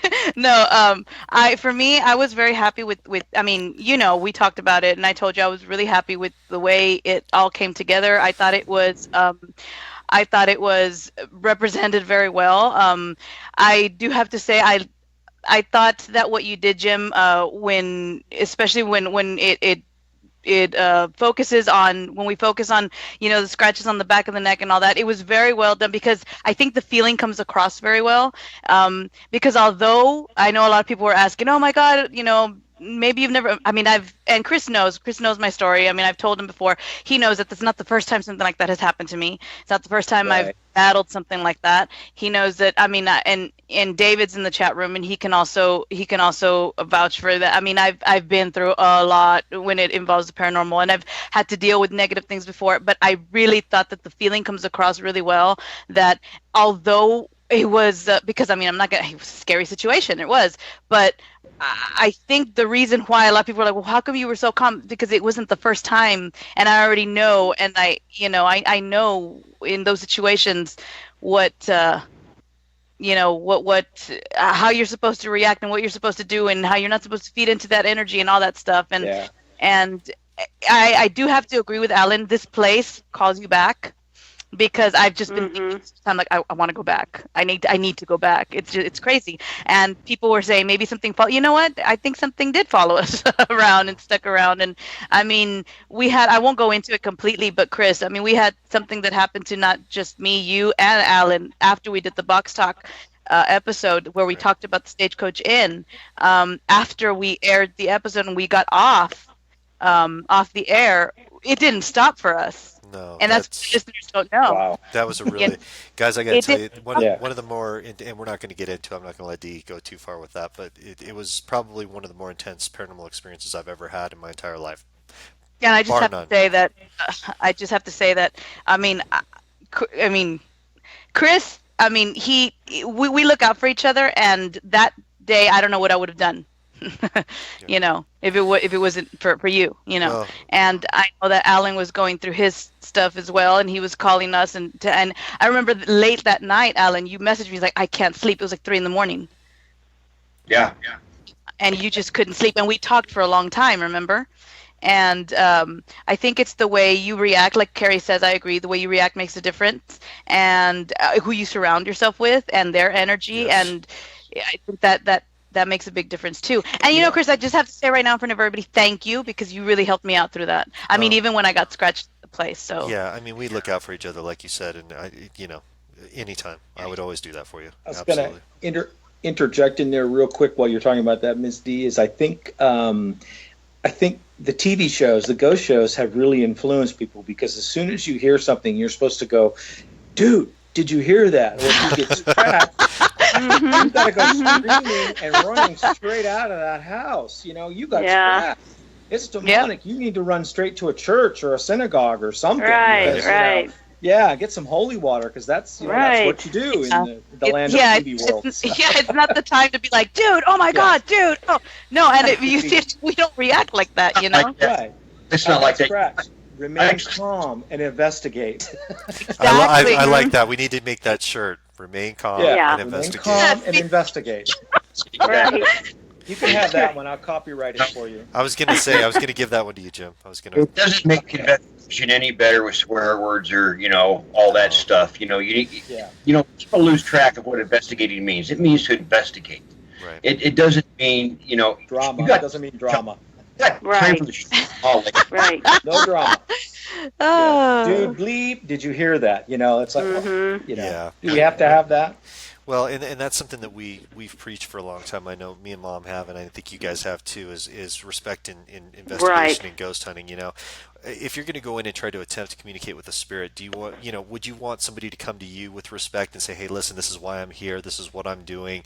I want to explain to you. I know this is your property, but this is why I'm here. And if you'd be so kind as to answer my questions, I would really appreciate it. Are you going to answer them, or are you going to answer the person that comes in, kicks in the front door, and says, turn on the lights, bite me, scratch me, open the window, you beep beep beep beep beep. I mean, what are you going to do? I paid my $20. I joined the group. Now I'm here. Entertain me. That's it. Yeah. Exactly. It's a show. It's a show at that point. Now, No. Yeah, No. craziness. So I totally agree with that. Well, guys, Yeah. I think what we're going to do, I've kind of said everything that I have to say, and the last thing I'm going to say with the group here, I've thought a lot about the Stagecoach, and I've thought a lot about the properties that I've been to, and I'm talking about, and I'm not trying to be, a big deal, as Steve would say, but I've been to a lot of these. But you are. I've been to a lot of properties. I've been to the Lizzie Borden House. I've been to Waverly Hills. Yes. I've been to Whaley. I've been to on and on Yes. and on and on. I've been to some of the most vicious hauntings in the world. I got to tell you, thinking back on it and really embracing the experience, the Peabody Mansion, I've got to say, the Stagecoach Inn, and I mean this when I say it, is now in my top 3 most active locations by the absolute amount of huge energy that has the ability to affect you so deeply, so quickly, emotionally, physically, and communicate so clearly through the device. So I'm now putting it in my top 3 because I can't think of very many locations that are more active than the Stagecoach Inn. So if that's a good thing or a bad thing, I'm not sure. But I can tell you, when we go out there in July, we're going to get more answers, and I promise you, we're going to get to the bottom of more of these mysteries, and we're going to find out exactly what's going on there. And I agree. We'll get more video footage too. with the infrared cameras and stuff, the goal is to try to, see what we can see in the dark there if it's going to reveal itself to us. And so hopefully we'll have something, to visual to look at as well. And I don't know if you do this or not, but I'm having like a little raffle. So there's going to be some people that are going to be a little lucky, and they're going to be able to, after the event is actually over, like 10:30 at night, Chris. Yep. But from that point until the wee hours of the morning, these lucky people will have a chance to investigate the inn all night long, uninterrupted. And to see what happens to them is going to be interesting, because there's so much I could tell them to expect. I don't really want to play into a lot of what they might experience, and so to be able to watch them and experience things that I've experienced will be just complete validation. Well, here's the thing too, Alan, is that you're going to have Jim with you all night, and he's going to be filming every single aspect of everything that takes place. So that's going to be a big deal. Yeah, absolutely. Mm-hmm. Yeah. We're really excited. You can put together a lucky few, and I'll give them a quick coaching on investigating and what it's like to investigate, and also be doing a TV show, because it's two different worlds. That's what a lot of investigators don't understand, is they think they can just go in there and start working. It's like, no, wait a minute, you got to stand here, and face the camera. In the dark, it's like herding cats, And so I'll have to give them a quick coaching on that, and we'll see what we can get, and change it up a bit, and move some people around, and see what we can do in some of those different rooms, because there's definitely secrets there. We've just got to get the stagecoach to tell us what they are. I totally agree. Perfect. And I'm hoping at least one of the participants is a skeptic, because I would really like to see a skeptic.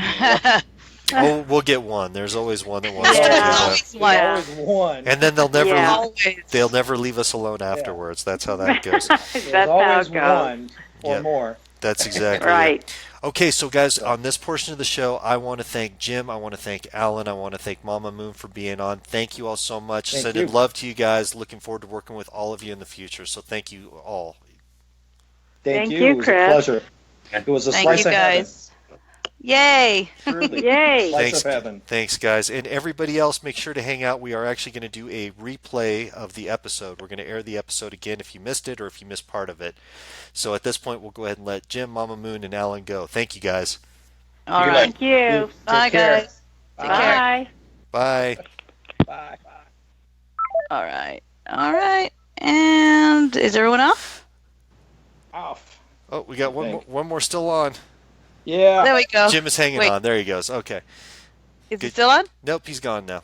He's gone. He's gone. Okay, guys. Well, that was awesome. I'm so glad we were able to get everybody in there. That was really cool. Thanks, Donna, for putting in the ticket link to the Stagecoach. Awesome. So what we're going to do, Dee, do you want to hang out through this, or do you need to take off? Okay, do you want me to hang out? Well, of course I want you to hang out. But Well, then of course I'll hang out. okay, cool. So I just need you to, do the mute thing. I'll do the mute thing. Hopefully it'll work this time. And I'll do the thing. guys, without further ado, for those who missed it, the secondary premiere of the Ghost Box Chronicles 5. The encore presentation, Chris. Encore. The encore. Here we go. Enjoy. All right. Enjoy. Warning. This material contains disturbing images, demonic voices, and graphic concepts, including but not limited to murder, death threats, taunts, and non-human entities. Please, for your own safety, listen with headphones or on low volume. Refrain from watching with children present, and under no circumstances recreate the material shown here. Everything you are about to see are true experiences of the crew and personnel involved. Names of murderers or organizations will not be said out loud.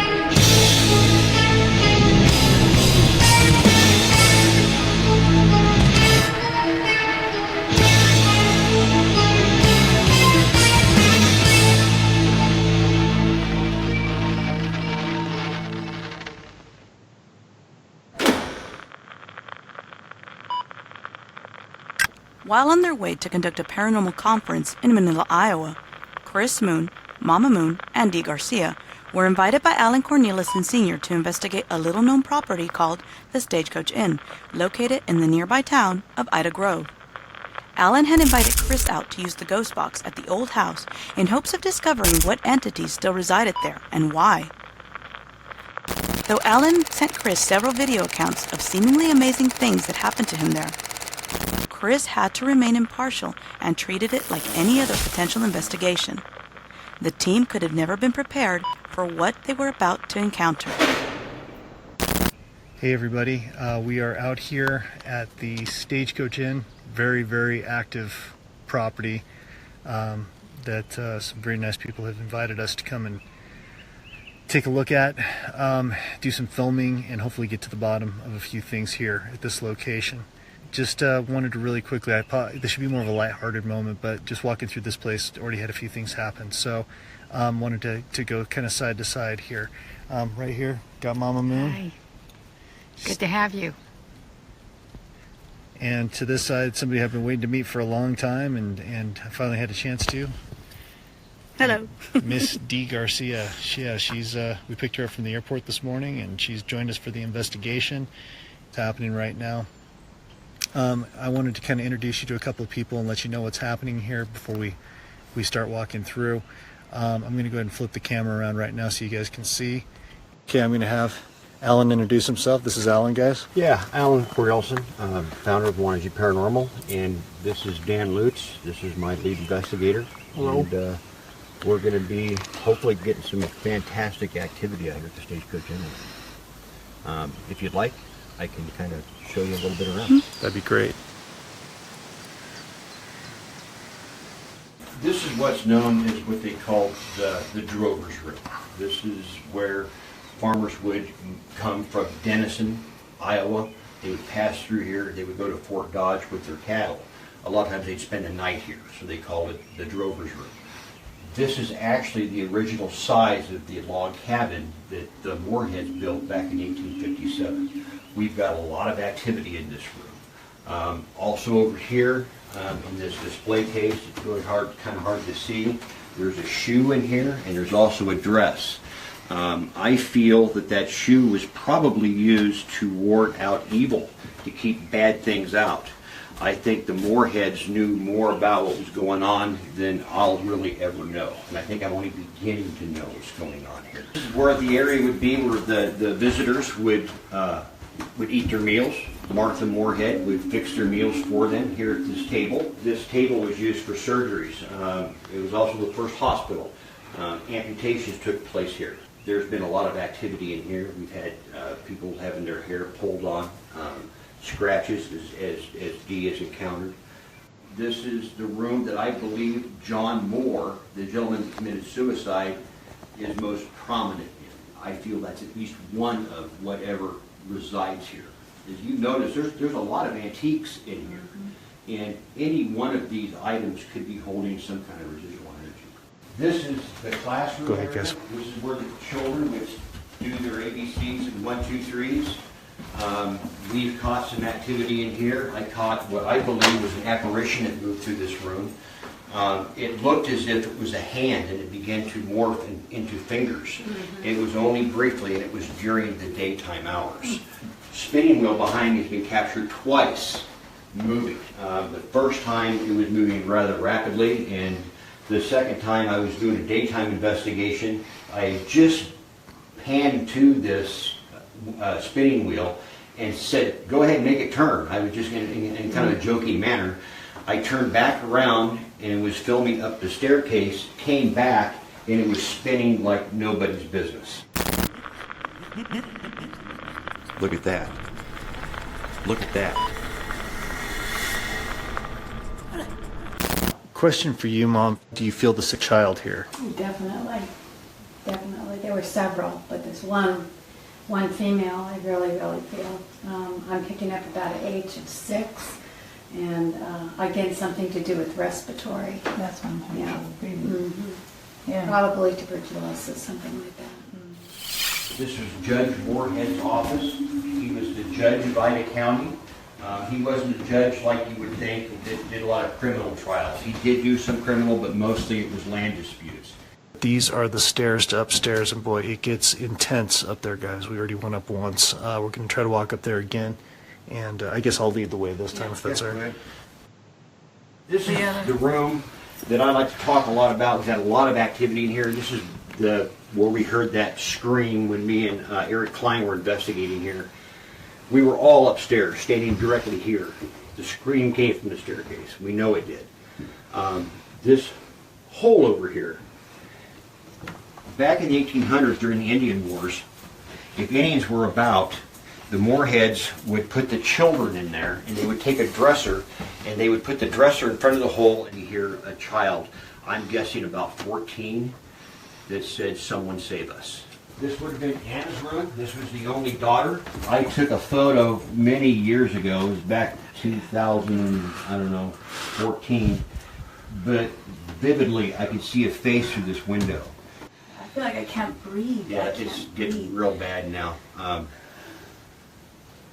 This place will sneak up on you, and we got to go. Yeah. Follow you guys up. It's getting pretty intense here, guys. It's you can definitely feel this. What's happening? Oh my God, I can't breathe.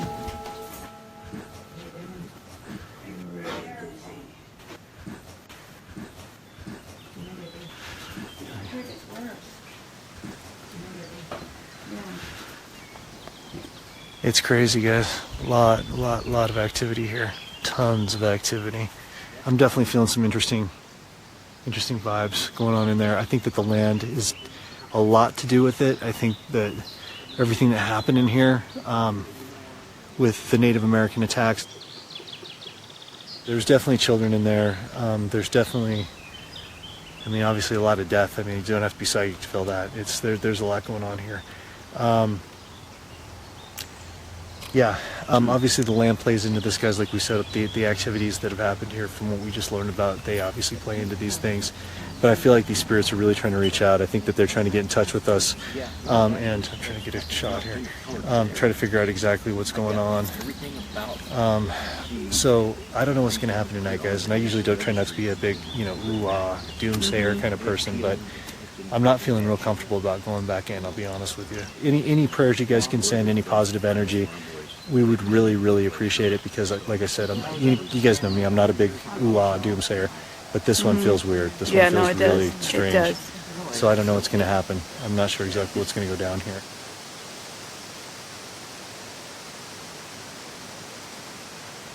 We're going to head back in here in just a minute. We're going to go ahead and do the Ghost Box session in the downstairs area. If I can handle it, we'll try to go back upstairs and try to do something there, but if not, we'll just do the downstairs area. So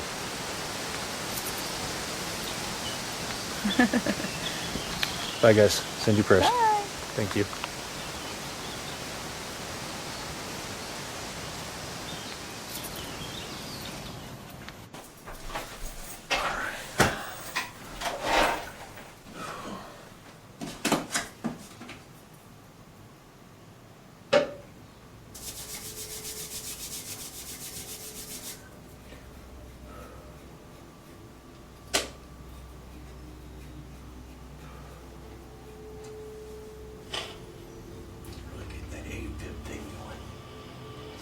Technicians assist.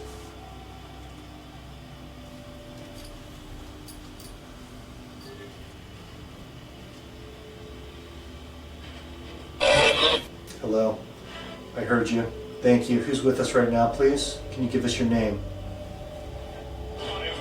Thank you. Ronnie, it's nice to meet you. We'd like to communicate with you tonight. We'd like to speak to all the spirits in this location. We'd like to learn about you. We come from a place of respect and love. We can help any of you that need help. It's true. We're going to ask you a series of questions, and we ask you to respond. We ask the technicians to assist you in communication. Thank you for communicating with us tonight. My first question to you tonight: who's here in the room with us right now that we can't see? Tall. Yeah. answer, Tom. You have a question? D, question? Were you sick of any respiratory issues? Was somebody sick with respiratory problems? No. 2 no's. Hmm. Mom, Abigail, we're here. They said we're here.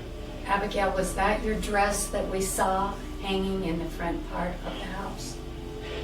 Yes, it was. Yes, it was. Question? Tom, were you one of the stagecoach drivers? I was. Very quiet. I was. Lived in the I house. was, but I was too. Yeah. I think what you're saying is I lived in the house too. I was here too. Could be. Question? John Moore, did you sit in this room and did you toil over your suicide? Yes. Very pronounced. John, do you regret? That's me. Did you regret killing yourself, sir? We come from a place of respect. You still stay here? Following up on that, sir, do you regret taking your life? Yes. D. It's clear. Who scratched me? I did. I did. What's your name, please? Tom. Yeah, that's what I heard. Tom, why did you scratch her? We're not judging you, but why did you scratch her?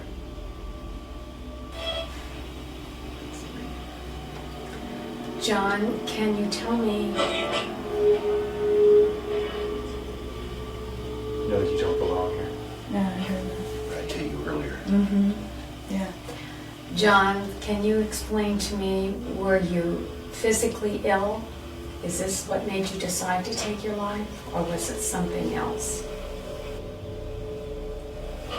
Thank you for responding. You did... What's the last thing you said, please? Why did you take your life?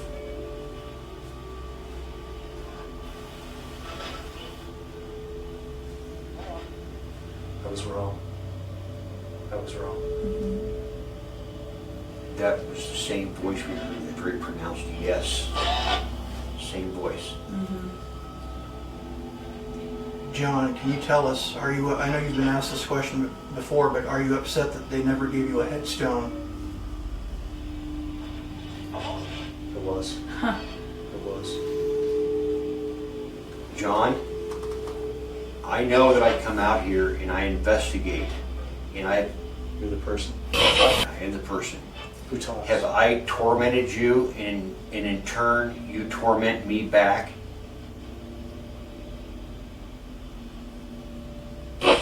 No. Who That's does? Wrong. That's wrong. She hates you. She. She hates you. Get out. She said get out.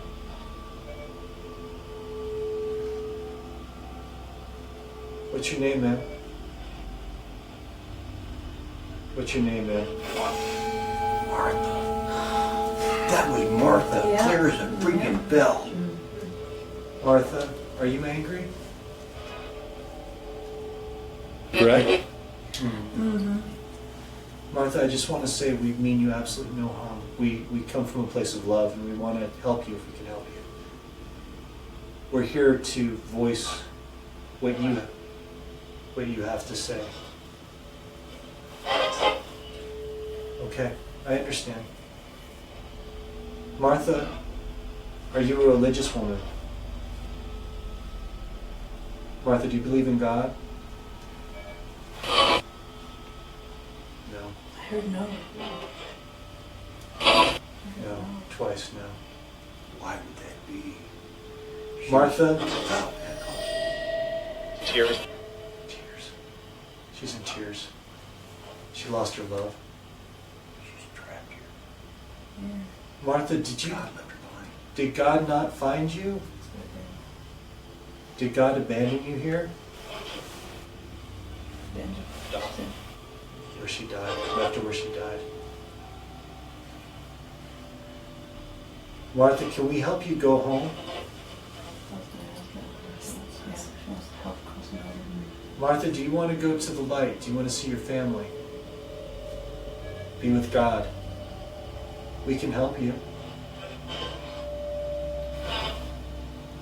Martha, can you hear me? Hello? Hello? Would you like to go be with God? I need you to tell me yes if you'd like to. I can help you. I can show you the way. I can take you to the light. Do you want to go to the light?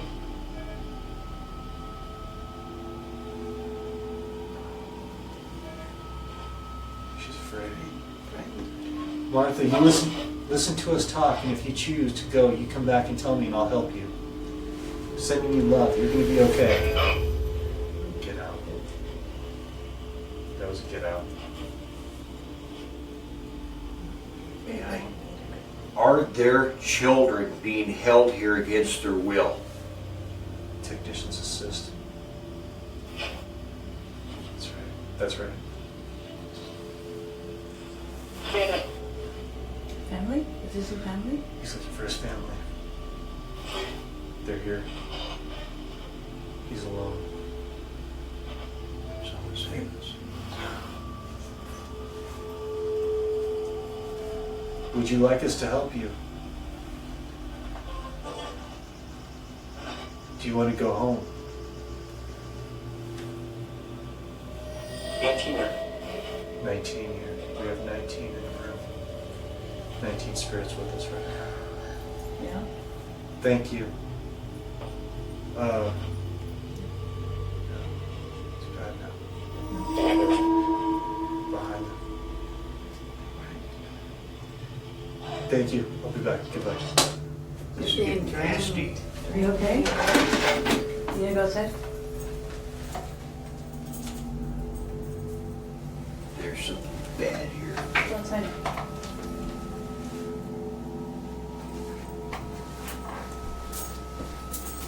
There's something confining children.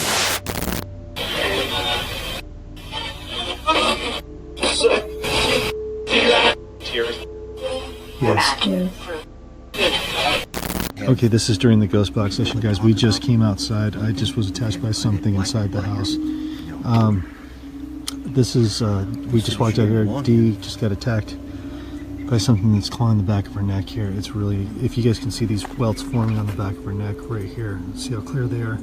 You've got the ones that are, see if I can read one. You got here, here, and then these three across the top right there. Can you handle the pain for a little bit? Mm-hmm. Right. We're inside the house. We're doing a box session, recording the entire thing, and had some names come through that were really pronounced, very specific to this case. They were validated by Alan, and then I had some sort of Native American protector, some land protector, like Neche claimed to be, but he was trying to speak through me. I shut down the box. We came outside. I walked away. I didn't want anybody involved in my energy. And then Dee was attacked, as you can see right here. You guys can see all this that's going on. Yeah, so it looks like we're at our most intense right now. I'm going to go ahead and put my hand on her back and try to see if I can deal with what's going on, pull some of that energy off of her. Technicians assist, angels assist, please help us protect her, ground her from anything that might be here. Remove the pain. Please remove these welts. Remove any burning, any ill effects, and protect her from any spirits that are here, or any other negative entities that might be here as well. We ground her, we bind her.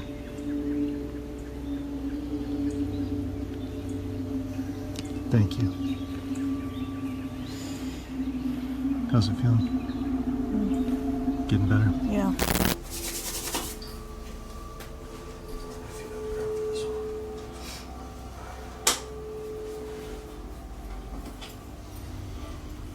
Technicians assist. You, yes. What's your name, please?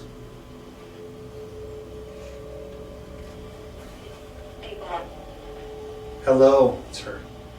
There are several people here who want to talk to you. She's here to talk.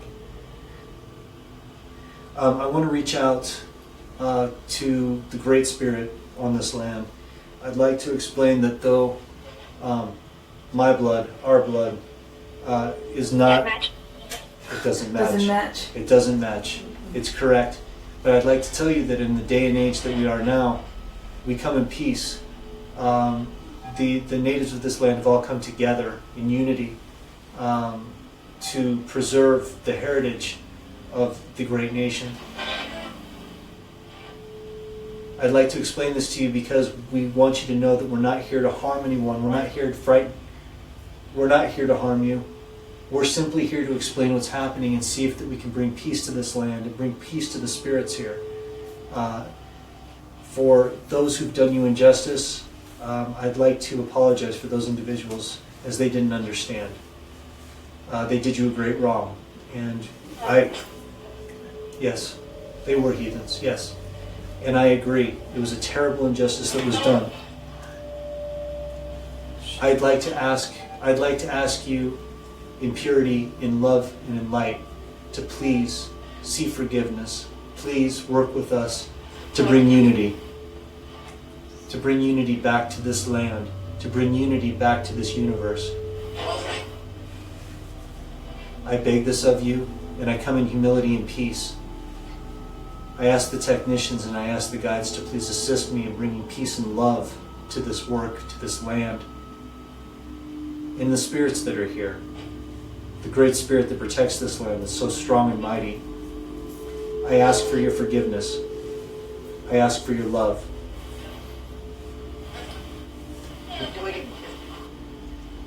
I ask that you please release the spirits that are here as your prisoners, as they've served so much time, as they've served so much pain.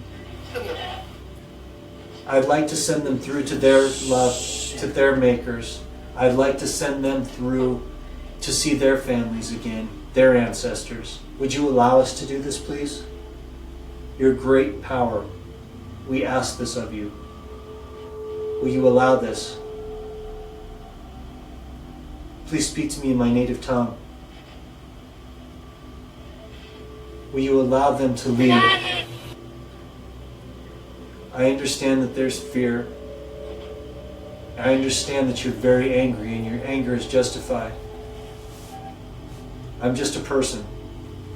But I'm asking that you please, in the name of this land, in the name of all that's good, release the spirits in your anger. Allow them to go free.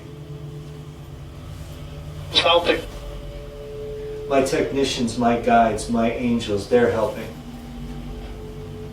But we only do this if you permit us to. This is your land. We're only here as guests. Will you allow us to help these spirits cross over? Will you allow them to see their gods? I thank you from all things sacred. I thank you from the universe. I thank you from the light. If I'm doing anything that offends you or upsets you, tell me and I will stop immediately. Will we come in peace? Thank you, Great Spirit. I'm now speaking directly to the spirits that are here in this location and on this land that are trapped here. Can you hear me? Will you speak to me?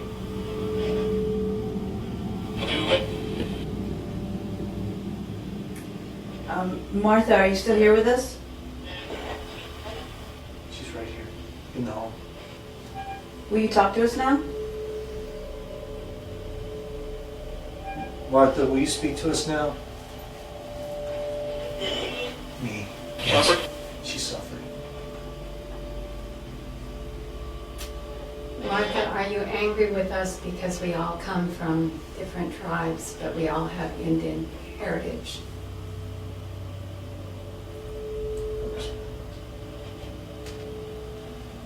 Martha, does it upset you every time we come out here and start asking questions and poking around?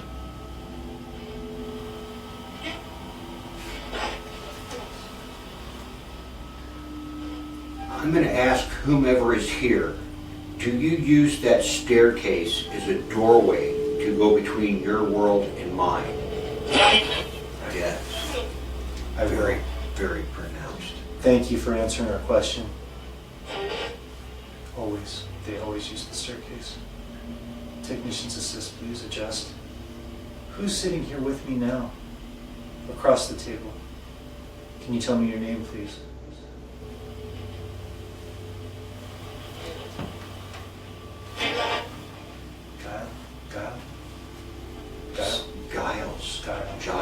Giles was Giles Moorhead. He was Dr. Moorhead. Dr. Moorhead?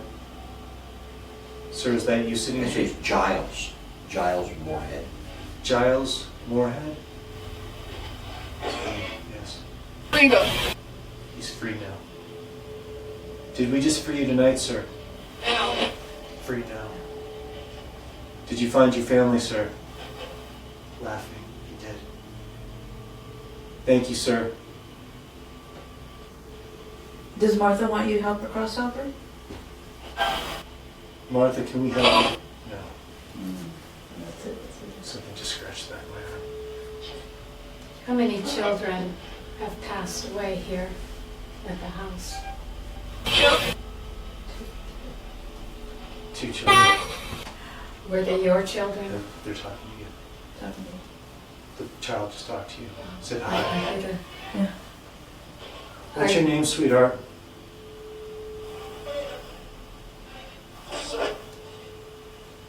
She won't say. Technician said she won't say. She's right here. She's in the room. Is this Anna? Anna Moorhead? Anna, I understand you had very beautiful red hair. Do you use that gate Yes. to go back and forth? Do you use that door on the staircase to go back and forth? She was hurt here. She was hurt here.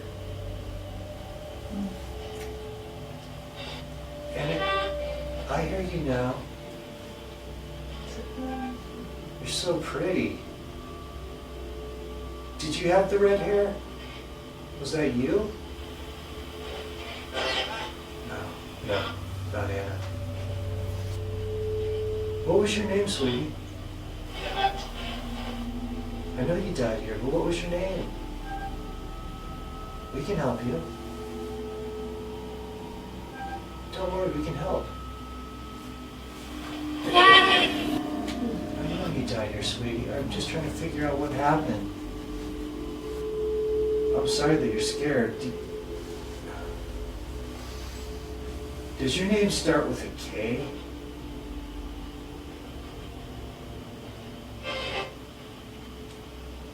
I lost it. She told me something. Go ahead and ask. Did you have a fluffy orange cat that you played with? She had a bird. She had a bird. Oh my God, are you serious? Go ahead. I know about the bird. Did your father, John Moorhead, Judge Moorhead, have a pet crane? He did, really. Is that as you? He had a pet. It was a crane. Followed him all over the place. He called him his pet. Was it a crane? It was. The judge is here. Judge, do you know my name? Of course I do. He sees you here. Do you have a question? Judge, do you appreciate the fact that I try to bring awareness to this wonderful location so people can come and enjoy it and appreciate it as you did once in your life? As you were saying it, he said, I do. He appreciates it. Question? The young individual with the red hair, can you tell us what your name is? Did you hear it? That's pretty good. It's very long. Can you say your name again, please? Only if you can. Anna. I heard that. Anna, did you go to school here? True. Was there anybody here that had an amputation done on the kitchen table?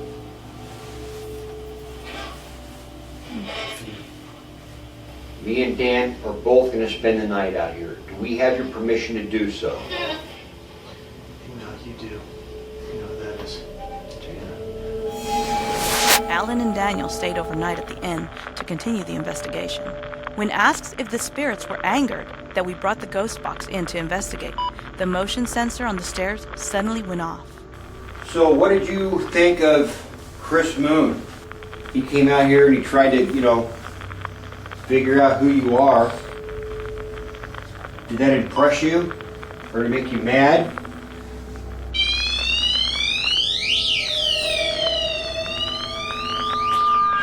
Thank you so much. Sending love to the other side, sending love to the technicians and everyone there. Please be free, please find peace. We love you, we care about you. Thank you for the gift. Goodbye. Chris decided quickly that it was important to return to the Stagecoach Inn for further research. The idea was brought to Alan, and it was decided that a public paranormal event that included Dee, Mama Moon, Chris, and Alan would be held in July. Alan was a guest on Chris and Dee's podcast, Box Talk, to promote the event. The show ran smoothly until near the end of the broadcast, strange occurrences began to take place. Who's in here? Sorry, I'm getting tugged on here. And I could not do it. When I hear stories from like the old park officer that was out there. Since we have started talking about this tonight, it started with little things here and there, and I got the same spot. And that's what really got me was I was touched in a very specific spot that I remember. There's something from that location. It's here with me right now. I don't know exactly what it is. I can feel my hair being pulled. There's a lot of things happening. My dogs are going crazy now. So, yeah, we definitely have something going on here. Can anybody see anything on my neck right there? I'm feeling a burning it looks towards the reddish, back. yeah. I'm feeling a burn towards the back. Wow. Holy crap, do I have something? Do I have... Ow. Can you get somebody to take a picture?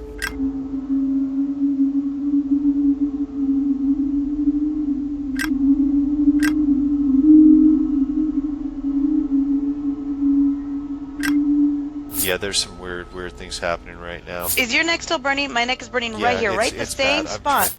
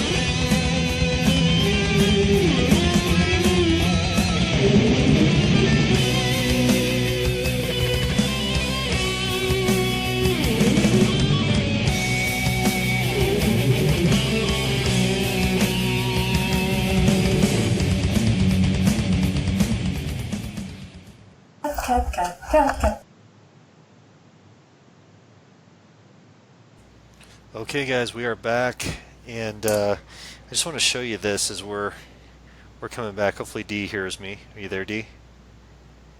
There's no voice coming from Dee.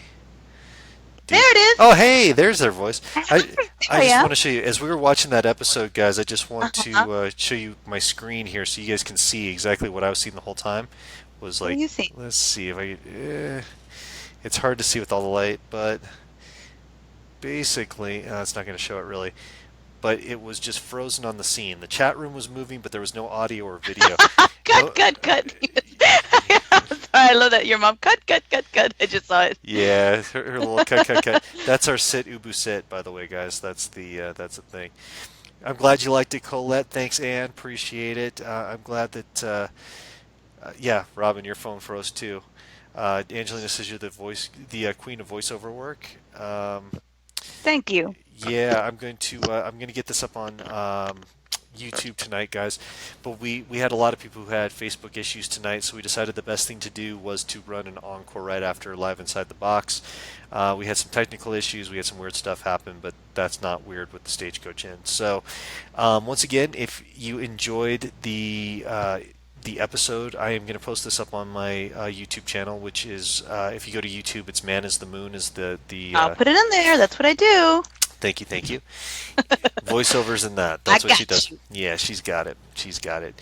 But yeah, you should be able to watch it on YouTube a little bit easier than here. But I just want to say it was so cool. I know we had a lot of technical issues, but this was fun tonight. I had a good time. It was. We got to do the premiere. We got to hang out with all you guys. We get to hang out with Carrie in Australia and Colette in England. And I love you, Carrie. Yeah, definitely. And everybody in America and all over the place, Canada, everywhere. So yeah, we absolutely love you guys. We're glad that we were able to kind of hang out with you tonight and do this, and we'll fine tune it. And the next episode we'll do the same thing, and we'll make it even better next time. So and we'll try not to have all those technical difficulties. Yeah. But I think this, it was kind of out of our control. I think a lot of it had to do with the what's it called? With the energy. Yeah, Stagecoach will do that, as we found out.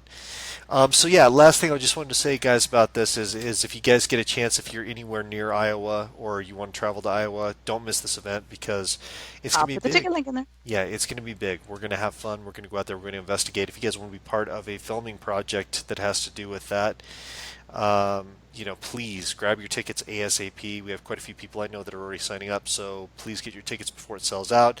Alan, as a side note, just jumped into chat. Said it was great, but I'm paying for it now. So he's definitely getting the energy aspect of this situation, and that's usually what happens here. So I am okay right now, Chris. I'm okay. I don't know if you are. I'm okay, but because I recently, a couple of days ago, I've had this forever. My dad actually gave me this many, many years ago before he passed away, and I don't know if you can see. And I've been holding it the whole time. Oh, and because of what happened the last time. So I'm actually okay right now. that is a good thing. I had a couple of things earlier on that tried to get to me. One that really did grab my attention, and I thought everything was starting back up again, and I literally just shut it down. So, yeah, I'm not going to give into it tonight. We're just going to keep moving. I do not. I mean, we didn't go into it, and I really don't want to go into it too much because, that was intense what happened the last time. And I'm not talking about what they saw, what happened to us afterwards. Yeah. And, I mean, I just have to say again, thank you. Oh, yeah, absolutely.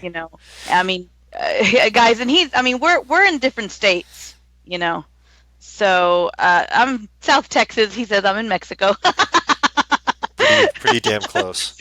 Pretty damn close, yeah. And he's over there in Colorado, and even like that, I mean, he was still able to help, and yeah, and because of that, I said no. I'm bringing out. I mean, I'm not even. I brought up all my See, I have it here. She's not playing. She's got it all. I'm not playing. Look, I've got and I got it all. Yeah. And I've got my salt, and then I showed you the incense, the sage. I said no, this isn't going to happen to me. No. I've got, and I'm wearing my tourmalated quartz and my dad's fingerprints, which I've empowered to, be part of my protection. So I mean, I've got it all. I have everything here surrounding me. I said no, you're not getting me tonight. No, I think we're all safe. Yeah. I don't know what Alan's going through right now, but Alan's sending you good energy and vibes over there. Hope that everything works out. Carrie says you guys are amazing friends, such a precious thing. Yeah, absolutely, Carrie. We're just blessed to call you all Box Talk friends, and really happy to be around. Hey, Denise, thanks for letting me read for you and your dad today. By the way, we are live. Oh, you were telling me. I was like, what? No. Okay, no, sorry. No. Denise Kennedy. She brought her amazing father who was in World War II and Korea. And the Korean War, and just was able to sit down and do a reading for him today and had a great time. It was just absolutely amazing to sit down and help him out. So anyway, we are live, but we've showed the episode twice now. We were only going to do it once, but we showed it twice. If you are interested in seeing the episode, head over to YouTube.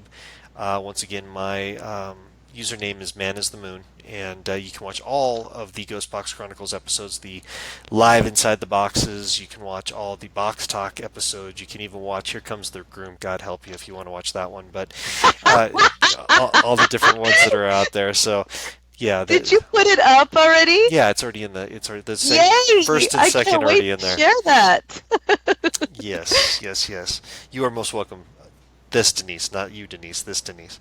And then Robin says, "Dee, thank you for the chat today." So that's And Robin, I am going to get back to you. Sorry, I just got swamped with a bunch of stuff, but I will get back to you. I promise. Absolutely. Colette, she's almost done. She says it's 5 a.m. here. So hey guys, we're going to wrap it up, but just want to say thank you once again for tuning in. Thank you for watching the episode, giving us your feedback and your love, and for hanging out with us in Live Inside the Box. That's right. Thank you, guys. Smile and remember to make someone else smile too. Bye, guys. Have a good Bye. night. Good night.